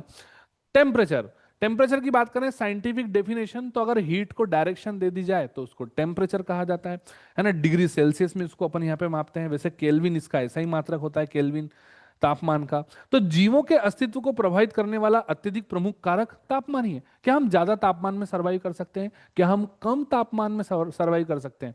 अभी देखा होगा आपने कि अभी बारिश का जो मौसम है, अभी तो चलो, है ना, यहाँ पर क्लाइमेट चेंज है, इसकी वजह से, है ना, अचानक जो है वह धुंध कोहरा और जो है वर्षा होने लग रही है, ठंड भी जो है वह बढ़ गई है। लेकिन इससे पहले जो अपना मानसून था, आपने उसमें देखा होगा कि लोग सर्दी, जुकाम और खांसी से बहुत प्रभावित हुए। तो होता क्या है कि ऐसे क्लाइमेट में बैक्टीरिया बहुत पनपते हैं, ग्रो करते हैं, आपकी बॉडी में भी और बाहरी वातावरण में भी। तो आप बहुत जल्दी जो है उससे इम्पैक्ट हो जाते हैं। तो अपन ने देखा कि जैसे ही टेम्परेचर डिफरेंस आया, है ना, वैसे ही हम इसका एक बड़ा इम्पैक्ट देखते हैं, है ना। तो टेम्परेचर जीवों के अस्तित्व को प्रभावित करने वाला अत्यधिक प्रमुख कारक है। अभी देखा ना, अपन सब बीमार पड़ गए, सर्दी जुकाम खांसी हो गए, टेम्परेचर में आया अचानक बदलाव, हमारी बॉडी एडॉप्ट नहीं कर पाई और हम बीमार पड़ गए। क्योंकि जीवों के तापमान सहन करने की एक निश्चित सीमा होती है। अलग अलग जीव अलग अलग, है ना, प्रकार के टेम्परेचर में सर्वाइव करते हैं, ठीक है। चलिए, उसके बाद वायुमंडल, है ना। पृथ्वी के वातावरण को संगठित करने के लिए यह एक कारक प्रमुख है, इसमें स्वस्थ जीवमंडल के लिए यह अति आवश्यक है। तो भैया वायुमंडल, एटमॉस्फेयर, है ना, उसमें अगर हम यहाँ पे देखें तो प्राणदायक वायु में ऑक्सीजन हमारे ग्लूकोज के ऑक्सीडेशन, हमारे रिस्पायरेशन के लिए या जीवों के रिस्पायरेशन के लिए, है ना, महत्वपूर्ण गैस ऑक्सीजन है और यह वायुमंडल में है। ठीक है ना। जीव विकास स्तर, अध स्तर और आधार। भूमि मिट्टी से ढकी हुई है, हमारा जो है ना यहाँ पर अर्थ है वह सॉइल से कवर्ड है और इसमें विभिन्न प्रकार के रोगाणु, प्रोटोजोआ, कवक और छोटे जानवर पनपते हैं। तो अपन देखते हैं ना कि क्लाइमेट चेंज हुआ तो ये जो रोगाणु है, ये जो है ना बैक्टीरिया इन्फेक्शन, है ना फंगल इन्फेक्शन, प्रोटोजोआ से होने वाले रोग, जैसे अमीबा से अमीबिसिस हो जाता है, ट्राइपेनोसोमा से है ना स्लीपिंग सिकनेस हो जाता है ना, लिशमेनिया डोनोमनी अपन देखते हैं यहाँ पे कि उससे ब्लैक अजर हो जाता है। तो ये प्रोटोजोआ, एक कोशी जीव को प्रोटोजोआ बोलते हैं, एक कोशी जीव प्रोटोजोआ होते हैं। तो अपन देखते हैं ना इससे भी हमारे शरीर में जो है वह बीमारियां होती हैं। आपके फंगस, छोटे जानवर जो है वह मिट्टी में पनपते हैं, है ना। तो जीव विकास स्तर, अधस्तर, आधार, है ना। तो ये अजैविक घटक में हम यहाँ पे मिट्टी को शामिल कर रहे हैं, सॉइल को शामिल कर रहे हैं। ठीक है। यहाँ पर अब मिट्टी कितने प्रकार की होती है वो सब पढ़ेंगे जियोग्राफी में, है ना। दरारी मिट्टी, रेगुर मिट्टी, काली मिट्टी, है ना। जैसे ही बारिश का पानी पड़ता है तो दरारें पड़ जाती है, इसको अधिक जो है वह जुताई की आवश्यकता नहीं होती। ठीक है ना। आपकी जो है जलोढ़ मिट्टी सबसे उपजाऊ होती है, वो उत्तर के मैदानों से, नदियों जो अवशेप लेकर के आ रही है वहां से, है ना। बांगर, खादर सब पढ़ेंगे अपन शानदार तरीके से। तो मिट्टी मिट्टी भी आपका जो है वह अजैव में आ जाता है। ठीक है। उसके बाद हम यहाँ पर आते हैं सामग्री पदार्थ में कि भैया सामग्री में कार्बनिक और अकार्बनिक है। कार्बनिक यौगिक जैसे कि प्रोटीन, कार्बोहाइड्रेट और लिपिड्स। आपने लिपिड्स पहली बार सुना होगा। लिपिड फैट मॉलिक्यूल होते हैं, है ना, फैट मॉलिक्यूल होते हैं लिपिड, है ना। ये भी आपके ऑर्गेनिक कंपाउंड ही होते हैं। प्रोटीन, है ना, कोशिका विभाजन के लिए प्रोटीन रिक्वायरमेंट है और एनर्जी के लिए कार्ब्स, ग्लूकोज रिक्वायरमेंट है। तो कार्बनिक पदार्थ में प्रोटीन और कार्ब्स और लिपिड आ गए। लेकिन ध्यान रखने वाली बात यह है कि प्रोटीन, कार्ब्स और लिपिड्स, है ना, protein, carbs, lipids, vitamin, hormones, ये सब ऑर्गेनिक कंपाउंड तो है लेकिन ये अबायोटिक हैं। समझ में आ रहा है ना कि भैया प्रोटीन, है ना, उसके बाद कार्बोहाइड्रेट, ग्लूकोज, विटामिन, है ना, मिनरल्स, ये आपके जो है होते तो कार्बनिक है लेकिन ये अबायोटिक में आते हैं, अबायोटिक में आते हैं, है ना, अबायोटिक में आते हैं। अब अकार्बनिक पदार्थ में हम यहाँ पे पानी, सल्फर, नाइट्रेट्स, पौधे अपना प्रोटीन नाइट्रोजन को अपने जरूरी यौगिक नाइट्रेट्स में बदल के बनाते हैं। फॉस्फेट, है ना, सभी प्यारे बच्चे, PO4, है ना, और विभिन्न धातुओं के आयंस जीवित रहने के लिए आवश्यक है। ठीक है। लिपिड एक ऑर्गेनिक कंपाउंड है जिसमें हाइड्रोजन, कार्बन, ऑक्सीजन परमाणु होते हैं, है ना, फैट मॉलिक्यूल एक तरीके से। अगर आप थोड़ा सा सेल साइटोलॉजी पढ़ चुके हैं तो जो कोशिका के अंदर स्मूथ एंडोप्लाज्मिक रेटिकुलम होता है ना, वो लिपिड सिंथेसाइज करता है जिससे सेल मेम्ब्रेन बनती है ना, सेल साइटोलॉजी में, है ना, जो जीवित कोशिकाओं की संरचना और कार्य के लिए रूपरेखा बनाते हैं। तो देखो जीवित जीवों की जो सेल मेम्ब्रेन होती है, बाहर की जो मेम्ब्रेन बनी होती है वो लिपिड, है ना, उसके बाद ग्लाइकोलिपिड्स, उसमें प्रोटीन्स मॉलिक्यूल्स भी हैं, वो उससे बनी होती है। प्रोटीन की अगर अब यहाँ पे बात करें तो एक बहुत ही कॉम्प्लेक्स मॉलिक्यूल है ना। इस ये प्रोटीन का जो निर्माण होता है वो कोशिका में राइबोसोम्स करते हैं, है ना। वो RNA, मैसेंजर RNA और ट्रांसफर RNA से बने होते हैं। अमाइनो एसिड से प्रोटीन तैयार होता है। इसमें अपन देखते हैं RNA में क्या क्या होता है। आपका nitrogenous base, pentose sugar, phosphate group होते हैं। तो ये सब मिलकर के, है ना, क्या बनाते हैं, प्रोटीन बनाते हैं। प्रोटीन से नई नई कोशिकाएं बनती है, कोशिकाओं से अंग बनते हैं, है ना, अंग से अंग तंत्र और एक जीवधारी बन जाता है। तो प्रोटीन यहाँ पर जो है वह, है ना, कोशिका बनने के लिए, जीवों के बनने के लिए एक बहुत ही जरूरी यहाँ पर कार्बनिक पदार्थ है। और ये इसकी संरचना बहुत जटिल है, कॉम्प्लेक्स ही हुई है ना। जैसे DNA RNA पढ़ते हो ना, तो RNA कैसे बना है, कॉम्प्लेक्स ही हुए ना। वे शरीर की संरचना, कार्य और नियमन के लिए महत्वपूर्ण है। एक अगर सिंगल सेल की भी बात करें ना, छोटी कोशिका की भी बात करें, वो भी प्रोटीन से ही बनता है भाई साहब, है ना, ये याद रखना। ठीक है। तो अभी तक हमने यहाँ पर अबायोटिक जो है वह कंपोनेंट को बहुत अच्छे से डिस्क्राइब कर लिया है, अबायोटिक कंपोनेंट को अच्छे से डिस्क्राइब कर लिया है। अभी तक आपके दिमाग में क्या था कि सर बायोटिक मतलब लिविंग्स, अबायोटिक मतलब नॉन लिविंग्स, लेकिन कितने अच्छे से अपन डिस्क्राइब कर रहे हैं, क्यों? क्योंकि आप UPSC एस्पिरेंट्स हैं सभी प्यारे बच्चे, है ना। अब हम लेटीट्यूड एंड एल्टीट्यूड की बात करेंगे, है ना। यहां पर तापमान पर अक्षांश और एक सशक्त प्रभाव होता है। किसी भी क्षेत्र में तापमान पर लेटीट्यूड और है ना लॉन्गिट्यूड का एक बहुत ही अच्छा इम्पैक्ट देखने को मिलता है, जिसके परिणाम स्वरूप जलवायु में परिवर्तन होता है। जैसे कि ध्रुवीय, उष्णकटिबंधीय और समशीतोष्णकटिबंधीय क्षेत्र जो है, ये जलवायु विभिन्न प्राकृतिक बायोम को निर्धारित करते हैं। हमने देखा बायोम, जैव क्षेत्र। तो क्या है जैव क्षेत्र आपको पृथ्वी के हर स्थान पर देखने को मिलेगा? नहीं भैया, नहीं मिलेगा। वहां पे हम यहाँ पर लेटीट्यूड एल्टीट्यूड की बात कर रहे हैं, है ना, कि भैया इसका भी इंपैक्ट है। समुद्र तल से लेकर उच्चतम चोटियों तक वन्य जीवन ऊंचाई से प्रभावित होता है, हमने देखा। अच्छा बताइए, माउंट एवरेस्ट अगर अपन यहाँ पे बात करें, सागर माथा कहते हैं इसको, माउंट एवरेस्ट 8849 अब मीटर उसकी ऊंचाई हो चुकी है। तो क्या माउंट एवरेस्ट की चोटी पर भी आपको जीव मिल जाएंगे क्या? ऑर्गेनिज्म मिल जाएंगे क्या?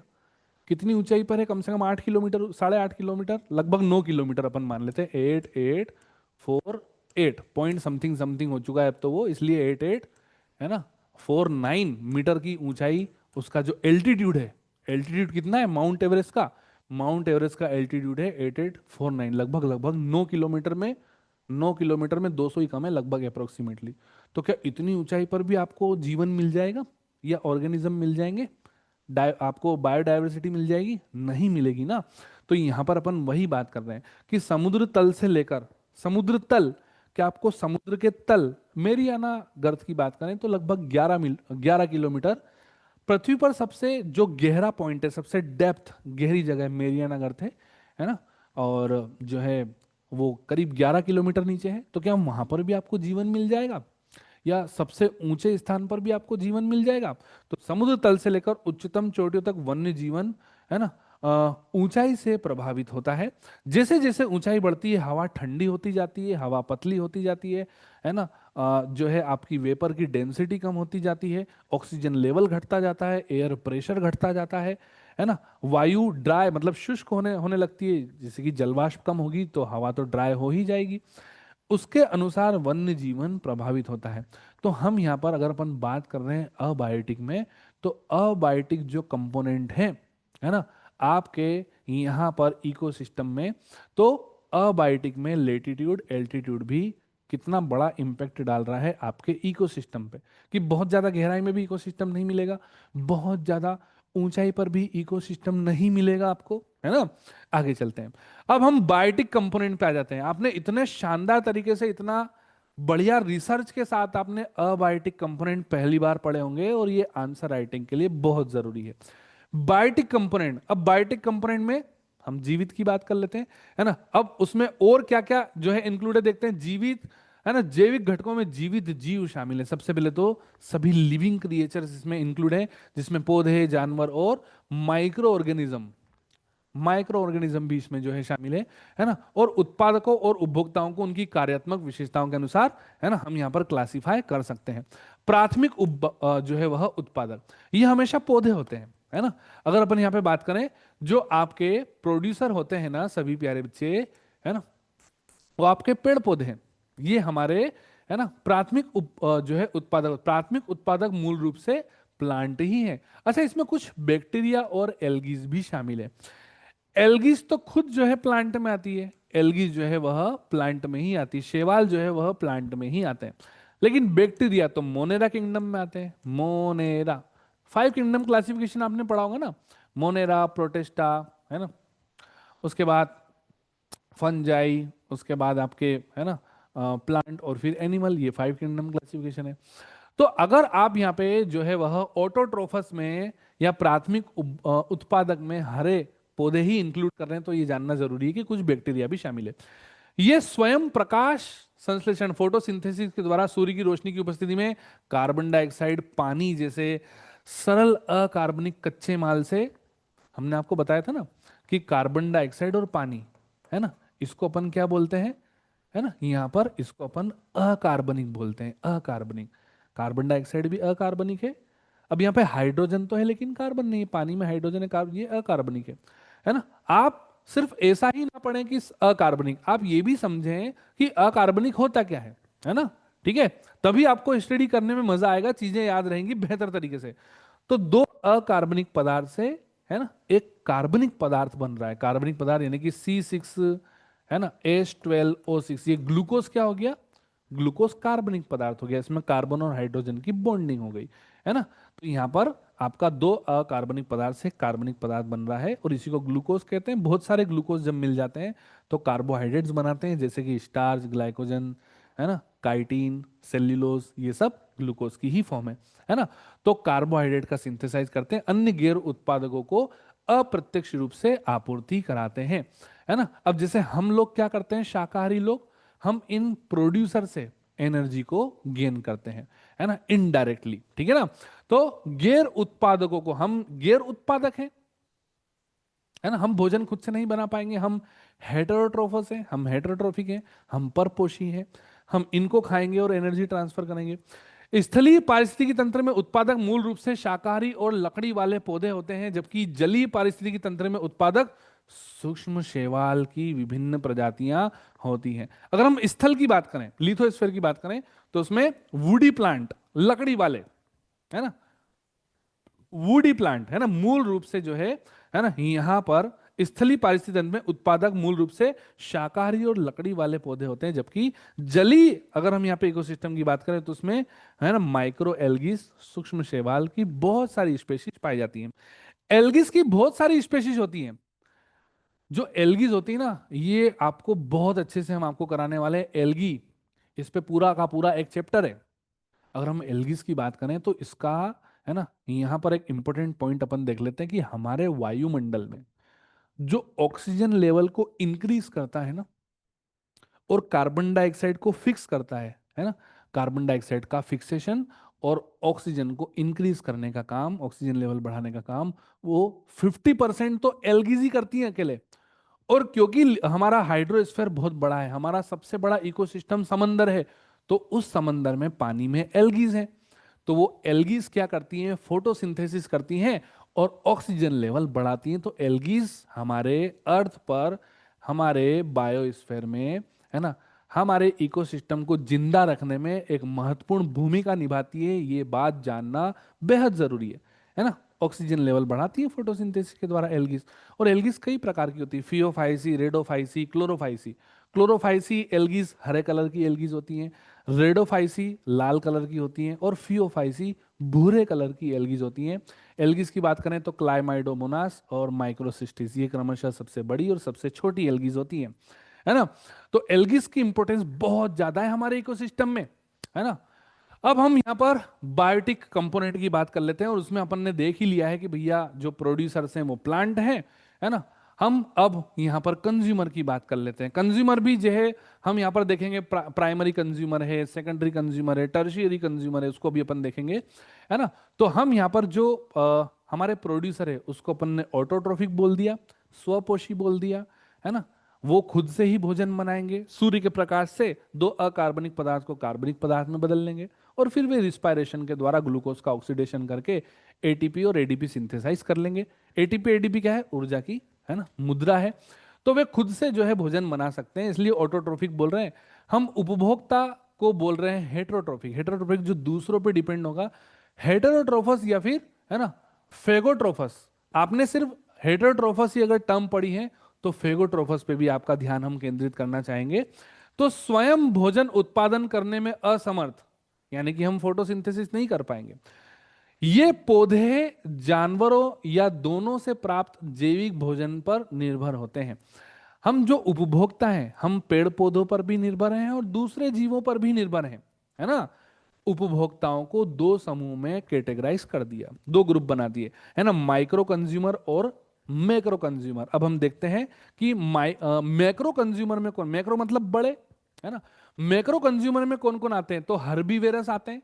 हर्बीवेरस जो पेड़ पौधे खाएंगे, कार्निवेरस जो मांस खाएंगे, एक होगा ओमनीवेरस। ओमनीवेरस, है ना, जो पेड़ पौधे भी खाएंगे और दूसरों का मांस भी खाएंगे। तो हमने अपनी भाषा में इसको समझ लिया है। मैक्रो कंज्यूमर्स प्राथमिक उपभोक्ता वे हैं जो मुख्य रूप से पौधों पर निर्भर हैं। उदाहरण के लिए गाय, खरगोश, ये पेड़ पौधे खाते हैं, तो ये हर्बीवेरस में आएंगे, है ना। अच्छा, सेकेंडरी कंज्यूमर कौन है, सेकेंडरी कंज्यूमर वो है जो इन हर्बीवेरस को खा जाएंगे। हर्बीवेरस प्राइमरी कंज्यूमर होते हैं। सेकेंडरी कंज्यूमर वे होते हैं जो इन हर्बीवेरस को खा जाए, है ना। जैसे कि अगर अपन भेड़िए की बात करें, है ना। भेड़िया जो होता है ना, वो भेड़िया लोमड़ी आपने देखा होगा, ये गाय और बकरी को ही निशाना बनाते हैं, है ना। तो सेकेंडरी कंज्यूमर वो है जो प्राइमरी कंज्यूमर को खा जाए।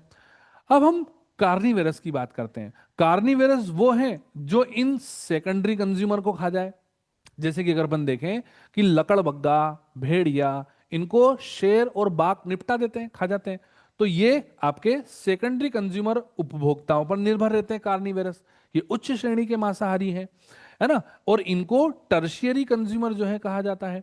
ओमनीवेरस ऐसे ऑर्गेनिज्म है जो पौधे और जानवर दोनों का जो है यहाँ पर कंज्यूम करेंगे, दोनों को कंज्यूम करेंगे। जैसे हम मनुष्य पेड़ पौधे भी खाते हैं, हम जो मनुष्य हैं वो जीव जंतुओं को भी खाते हैं, ठीक है।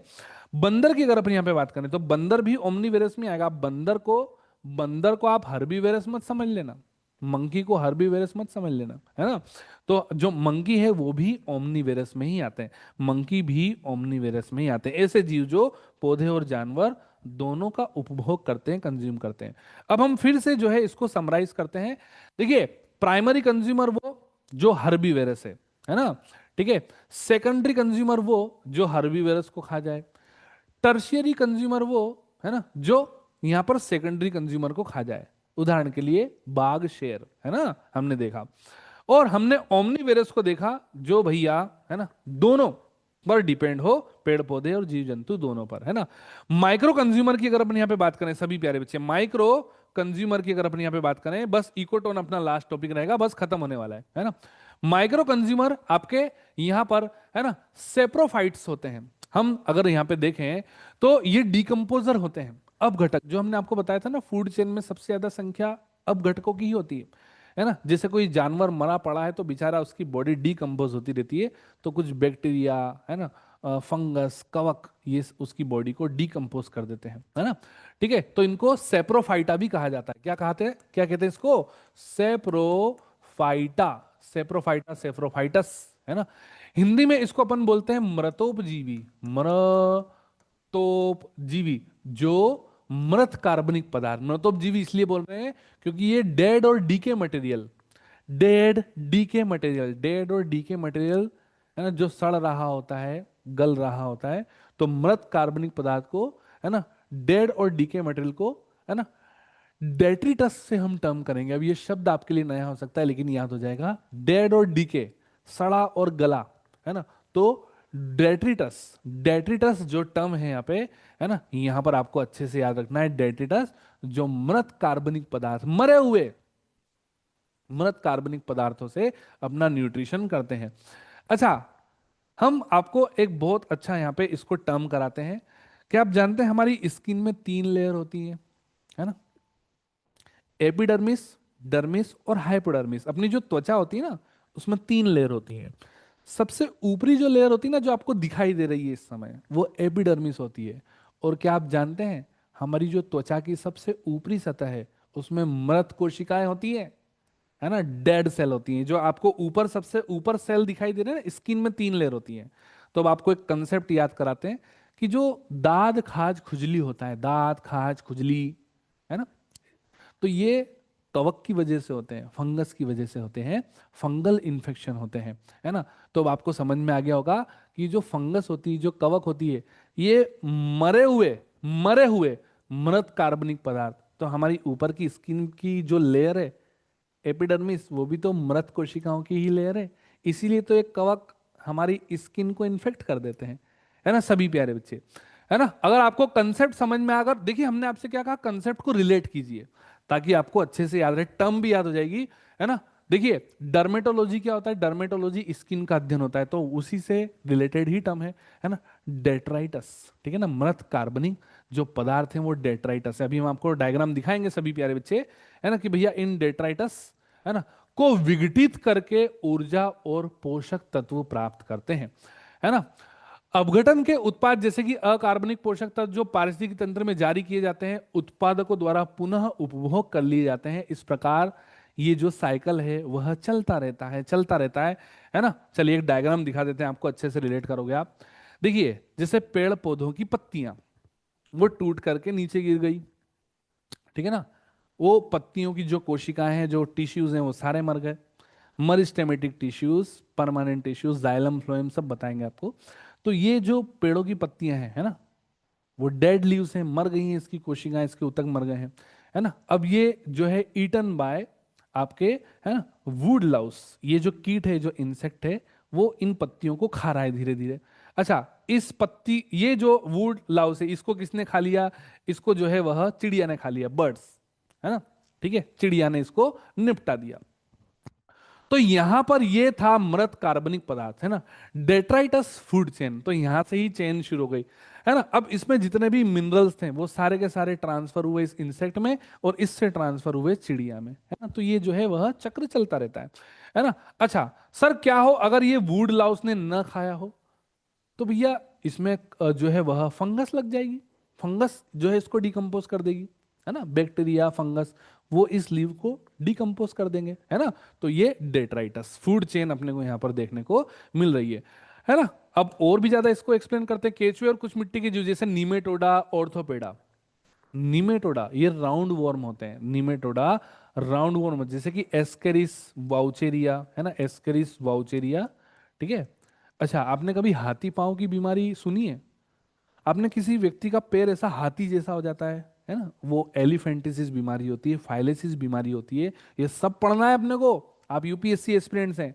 तो वो वाउचेरिया ब्रोन केफ्टी नामक के, है ना, निमेटोडा नामक से वो बीमारी होती है, राउंड वॉर्म होता है, केंचुए जैसा होता है, राउंड वॉर्म होता है ना, और उससे हाथी पांव की बीमारी होती है। एस्केरिस से एस्केरिसिस बीमारी होती है। तो निमेटोडा राउंड वॉर्म होते हैं, केचुए जैसे ही जीव होते हैं, गोलाकार कृतिक्रमी इनको बोलते हैं, है ना। इस तरीके से देखो, ये राउंड वॉर्म, ये राउंड वॉर्म हमने बना दिया केचुए जैसा। ऑर्थोपेडा किसकी, हम किसकी बात करते हैं? ऑर्थोपेडा में इंसेक्ट आते हैं सारे के सारे। इंसेक्ट 3 जोड़ी पैर वाले होते हैं, और अरेकनाइडा, अरेकनाइडा की बात करें तो 4 जोड़ी पैर वाले, जैसे कि मकड़ी और बिच्छू, मकड़ी और बिच्छू, स्पाइडर और स्कॉर्पियन अरेकनाइडा में आते हैं। जितने भी 3 जोड़ी पैर वाले जीव हैं, 6 उनके टोटल पैर होते हैं, वो इंसेक्ट में आते हैं। 8 जिनके पैर, मकड़ी के 8 पैर होते हैं, बिच्छू के 8 पैर होते हैं, वो अरेकनाइडा में आते हैं। तो ये ऑर्थोपेडा, इनके जॉइंट अपेंडेजेस होते हैं, इनके हाथ पैर जुड़े होते हैं। देखो इस प्रकार से हाथ पैर जुड़े हुए होते हैं ना, मच्छर देखा है आपने, मच्छर भी इंसेक्ट में आता है ना, हाथ पैर जुड़े होते हैं ना इस तरीके से, जैसे अपने हाथ पैर जुड़े ना जॉइंट अपने, तो वो ऑर्थोपेडा होते हैं। तो केचुए और कुछ मिट्टी के जीव जैसे निमेटोडा, ऑर्थोपेडा, डेट्राइटस फीडर होते हैं। डेट्राइटस फीडर, हम इनको डेट्राइटस फीडर बोल रहे हैं। तो बहुत सारे इंसेक्ट, बहुत सारे निमेटोडा, निमेटोडा तो सारे ही निमेटोडा आ गए भैया, एस्करिस वाउचेरिया। तो ये केचुए और कुछ मिट्टी के जीव के साथ साथ, है ना, ये डेट्राइटस में शामिल है। अब आपको डेट्राइटस बहुत अच्छे समझ में आ गया होगा कि भैया ऑर्थोपेडा आ गए, निमेटोडा आ गया, केंचुआ आ गया, अर्थवॉर्म, अर्थवॉर्म आ गया, ये मिट्टी में मिलेंगे आपको, है ना। ये डेट्राइटस हैं, और ये जिस प्रकार से भोजन करते हैं ना, जैसे अपन हेटरोट्रोफिक पढ़ रहे हैं, ऑटोट्रोफिक पढ़ रहे हैं, तो ये डेट्रीवेरस होते हैं, है ना सभी प्यारे बच्चे। एक विषम पोषी जीव है, विषम पोषी, है ना, विषम पोषी डेट्री, है ना, वोर्स इनको बोल रहे हैं, जो, है ना, अपरद डेट्राइटस पर भोजन करके अपना पोषण प्राप्त करते हैं। डेट्राइटस मृत पौधे और पशु सामग्री से बना कार्बनिक पदार्थ, इसमें सिर्फ मृत पौधे ही नहीं आएंगे, डेट्राइटस में सिर्फ, है ना, पेड़ पौधे ही नहीं होते, डेड लीव्स ही नहीं होती, उसमें पशु सामग्री भी है। जैसे कि कोई गाय, कोई बैल, कोई भैंस, है ना, वो मर गई हो और खेतों के किनारे पड़ी हुई हैं, तो वो भी इसमें शामिल है डेट्राइटस में ना। तो ये डेट्राइटस से जो है न्यूट्रिशन लेते हैं कौन? निमेटोडा, ऑर्थोपेडा, आपका केंचुआ, है ना, ठीक है, सब कवक हो गए आपके, है ना, आपके कवक हो गए, आपके बैक्टीरिया हो गए, है ना, ये माइक्रो कंज्यूमर में आते हैं, ये माइक्रो कंज्यूमर में आते हैं, ठीक है। अच्छा, हम फिर से याद दिलाना चाहेंगे कि मैक्रो कंज्यूमर में आपके, है ना, यहां पर प्राइमरी कंज्यूमर, सेकेंडरी कंज्यूमर, है ना, टर्शियरी कंज्यूमर और ओमनीवेरस आते हैं, ठीक है। और ये तो आपने पढ़ ही लिया, है ना, कि हमारे जो प्लांट होते हैं, प्लांट सभी प्यारे बच्चे, वो प्लांट हमारे प्राइमरी प्रोड्यूसर होते हैं, ये ऑटोट्रोफिक होते हैं, ठीक है। तो आई होप सो आपने इतना, है ना, गहन अध्ययन पहली बार ही किया होगा भाई साहब, है ना। अब हम यहां पर कल पढ़ेंगे, देखो ये सब डेट्राइटस है, ये सब डेट्राइटस है, अर्थवर्म हो गया, फंगस हो गया आपका, है ना, बीटल हो गया, ठीक है, और ये सारे के सारे डेट्राइटस हैं, है ना, ये डेट्रीवोर्स हैं, ये मृत कार्बनिक पदार्थों से अपना न्यूट्रिशन करते हैं, ठीक है ना। आप इसको याद रखना। ठीक है, अब हम यहाँ पर इकोटोन, कल कल से जो है इकोटोन से शुरुआत करेंगे, और पारिस्थितिकी नीके क्या होता है ना, इससे जो है हम यहाँ पर, है ना, हैबिटेट और नीके, ये हम जो है वह कल इसको पढ़ने वाले हैं। तो बताइए आज का जो अपना पहला सेशन रहा, क्या वो, है ना, शानदार रहा सभी प्यारे बच्चे? सब कुछ आपको समझ में आ गया? इसका पीडीएफ आपको क्लास के तुरंत बाद मिल जाएगा, है ना। खुद से क्वेश्चन बनाने का आर्ट और आंसर राइटिंग की जो कला है वो आपको पहली क्लास से हमने, है ना, बता दी थी कि आपको हर क्लास के बाद खुद से आंसर को लिख लेना है। ठीक है, इकोसिस्टम क्या है ना, इसके कंपोनेंट समझाइए विस्तार पूर्वक, ये आपका क्वेश्चन हो गया। आप खुद से इसको लिखना, है ना, स्टार्ट करें। कल से अपन यहाँ पर जो है इस टॉपिक को, है ना, शुरू करेंगे। ठीक है ना, हैबिटेट क्या होता है, पारिस्थितिकी नीके क्या है ना, इकोटोन क्या है, वो सब अपन कल से स्टार्ट करेंगे। आज का सेशन कैसा रहा सभी प्यारे बच्चों के लिए? मल्टीपल रिवीजन इज सक्सेस की।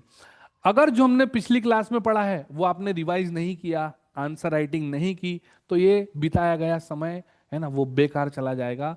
जो भी हमने पढ़ा है उसको रिवीजन करना है, तुरंत आंसर राइटिंग करना है। 10 मिनट लगेंगे सेशन को समराइज करने में, खुद से लिखने में, है ना, सुंदरता के साथ आप अच्छे से फ्लो चार्ट बनाते हुए, है ना, टर्मिनोलॉजी टर्म्स का इस्तेमाल करेंगे, जो भी अपन ने नई टर्म सीखी है क्लास में, है ना, और वही आपको सफलता दिलाएगी, है ना। हर वक्त नया पढ़ना बहुत अच्छी बात है, लेकिन रिवीजन में रहना, आंसर राइटिंग करते रहना, ये बहुत जरूरी है यूपीएससी एस्पिरेंट्स के लिए। ठीक है, तो थैंक यू वेरी मच, ख्याल रखिए, है ना सभी प्यारे बच्चे। और है ना, क्लास का जो समय है रहेगा वो आपका अभी कुछ दिनों के लिए 8 PM रहेगा, है ना, 8 बजे आप जुड़े। हर सेशन कुछ सिखा के जाता है, हर सेशन वैल्यू एडेड सेशन होता है ना। हर सेशन से आप यहाँ पर अपने आप को अपग्रेड ही करेंगे, ग्रो ही करेंगे, कभी भी आप, है ना, आपका डाउनफॉल नहीं होगा। अगर अपन सिलेबस की बात करें, कंटेंट की बात करें, हर सेशन वैल्यू एडेड सेशन होता है ना। तो सेशन कैसा लगा? अभी हम आते हैं लैपटॉप के पास, आप कमेंट में बताइए, और अगला जो सेशन होगा वो अपन कल करेंगे, है ना। So thank you very much, जय हिंद, वंदे मातरम, भारत माता की जय, ख्याल रखिए।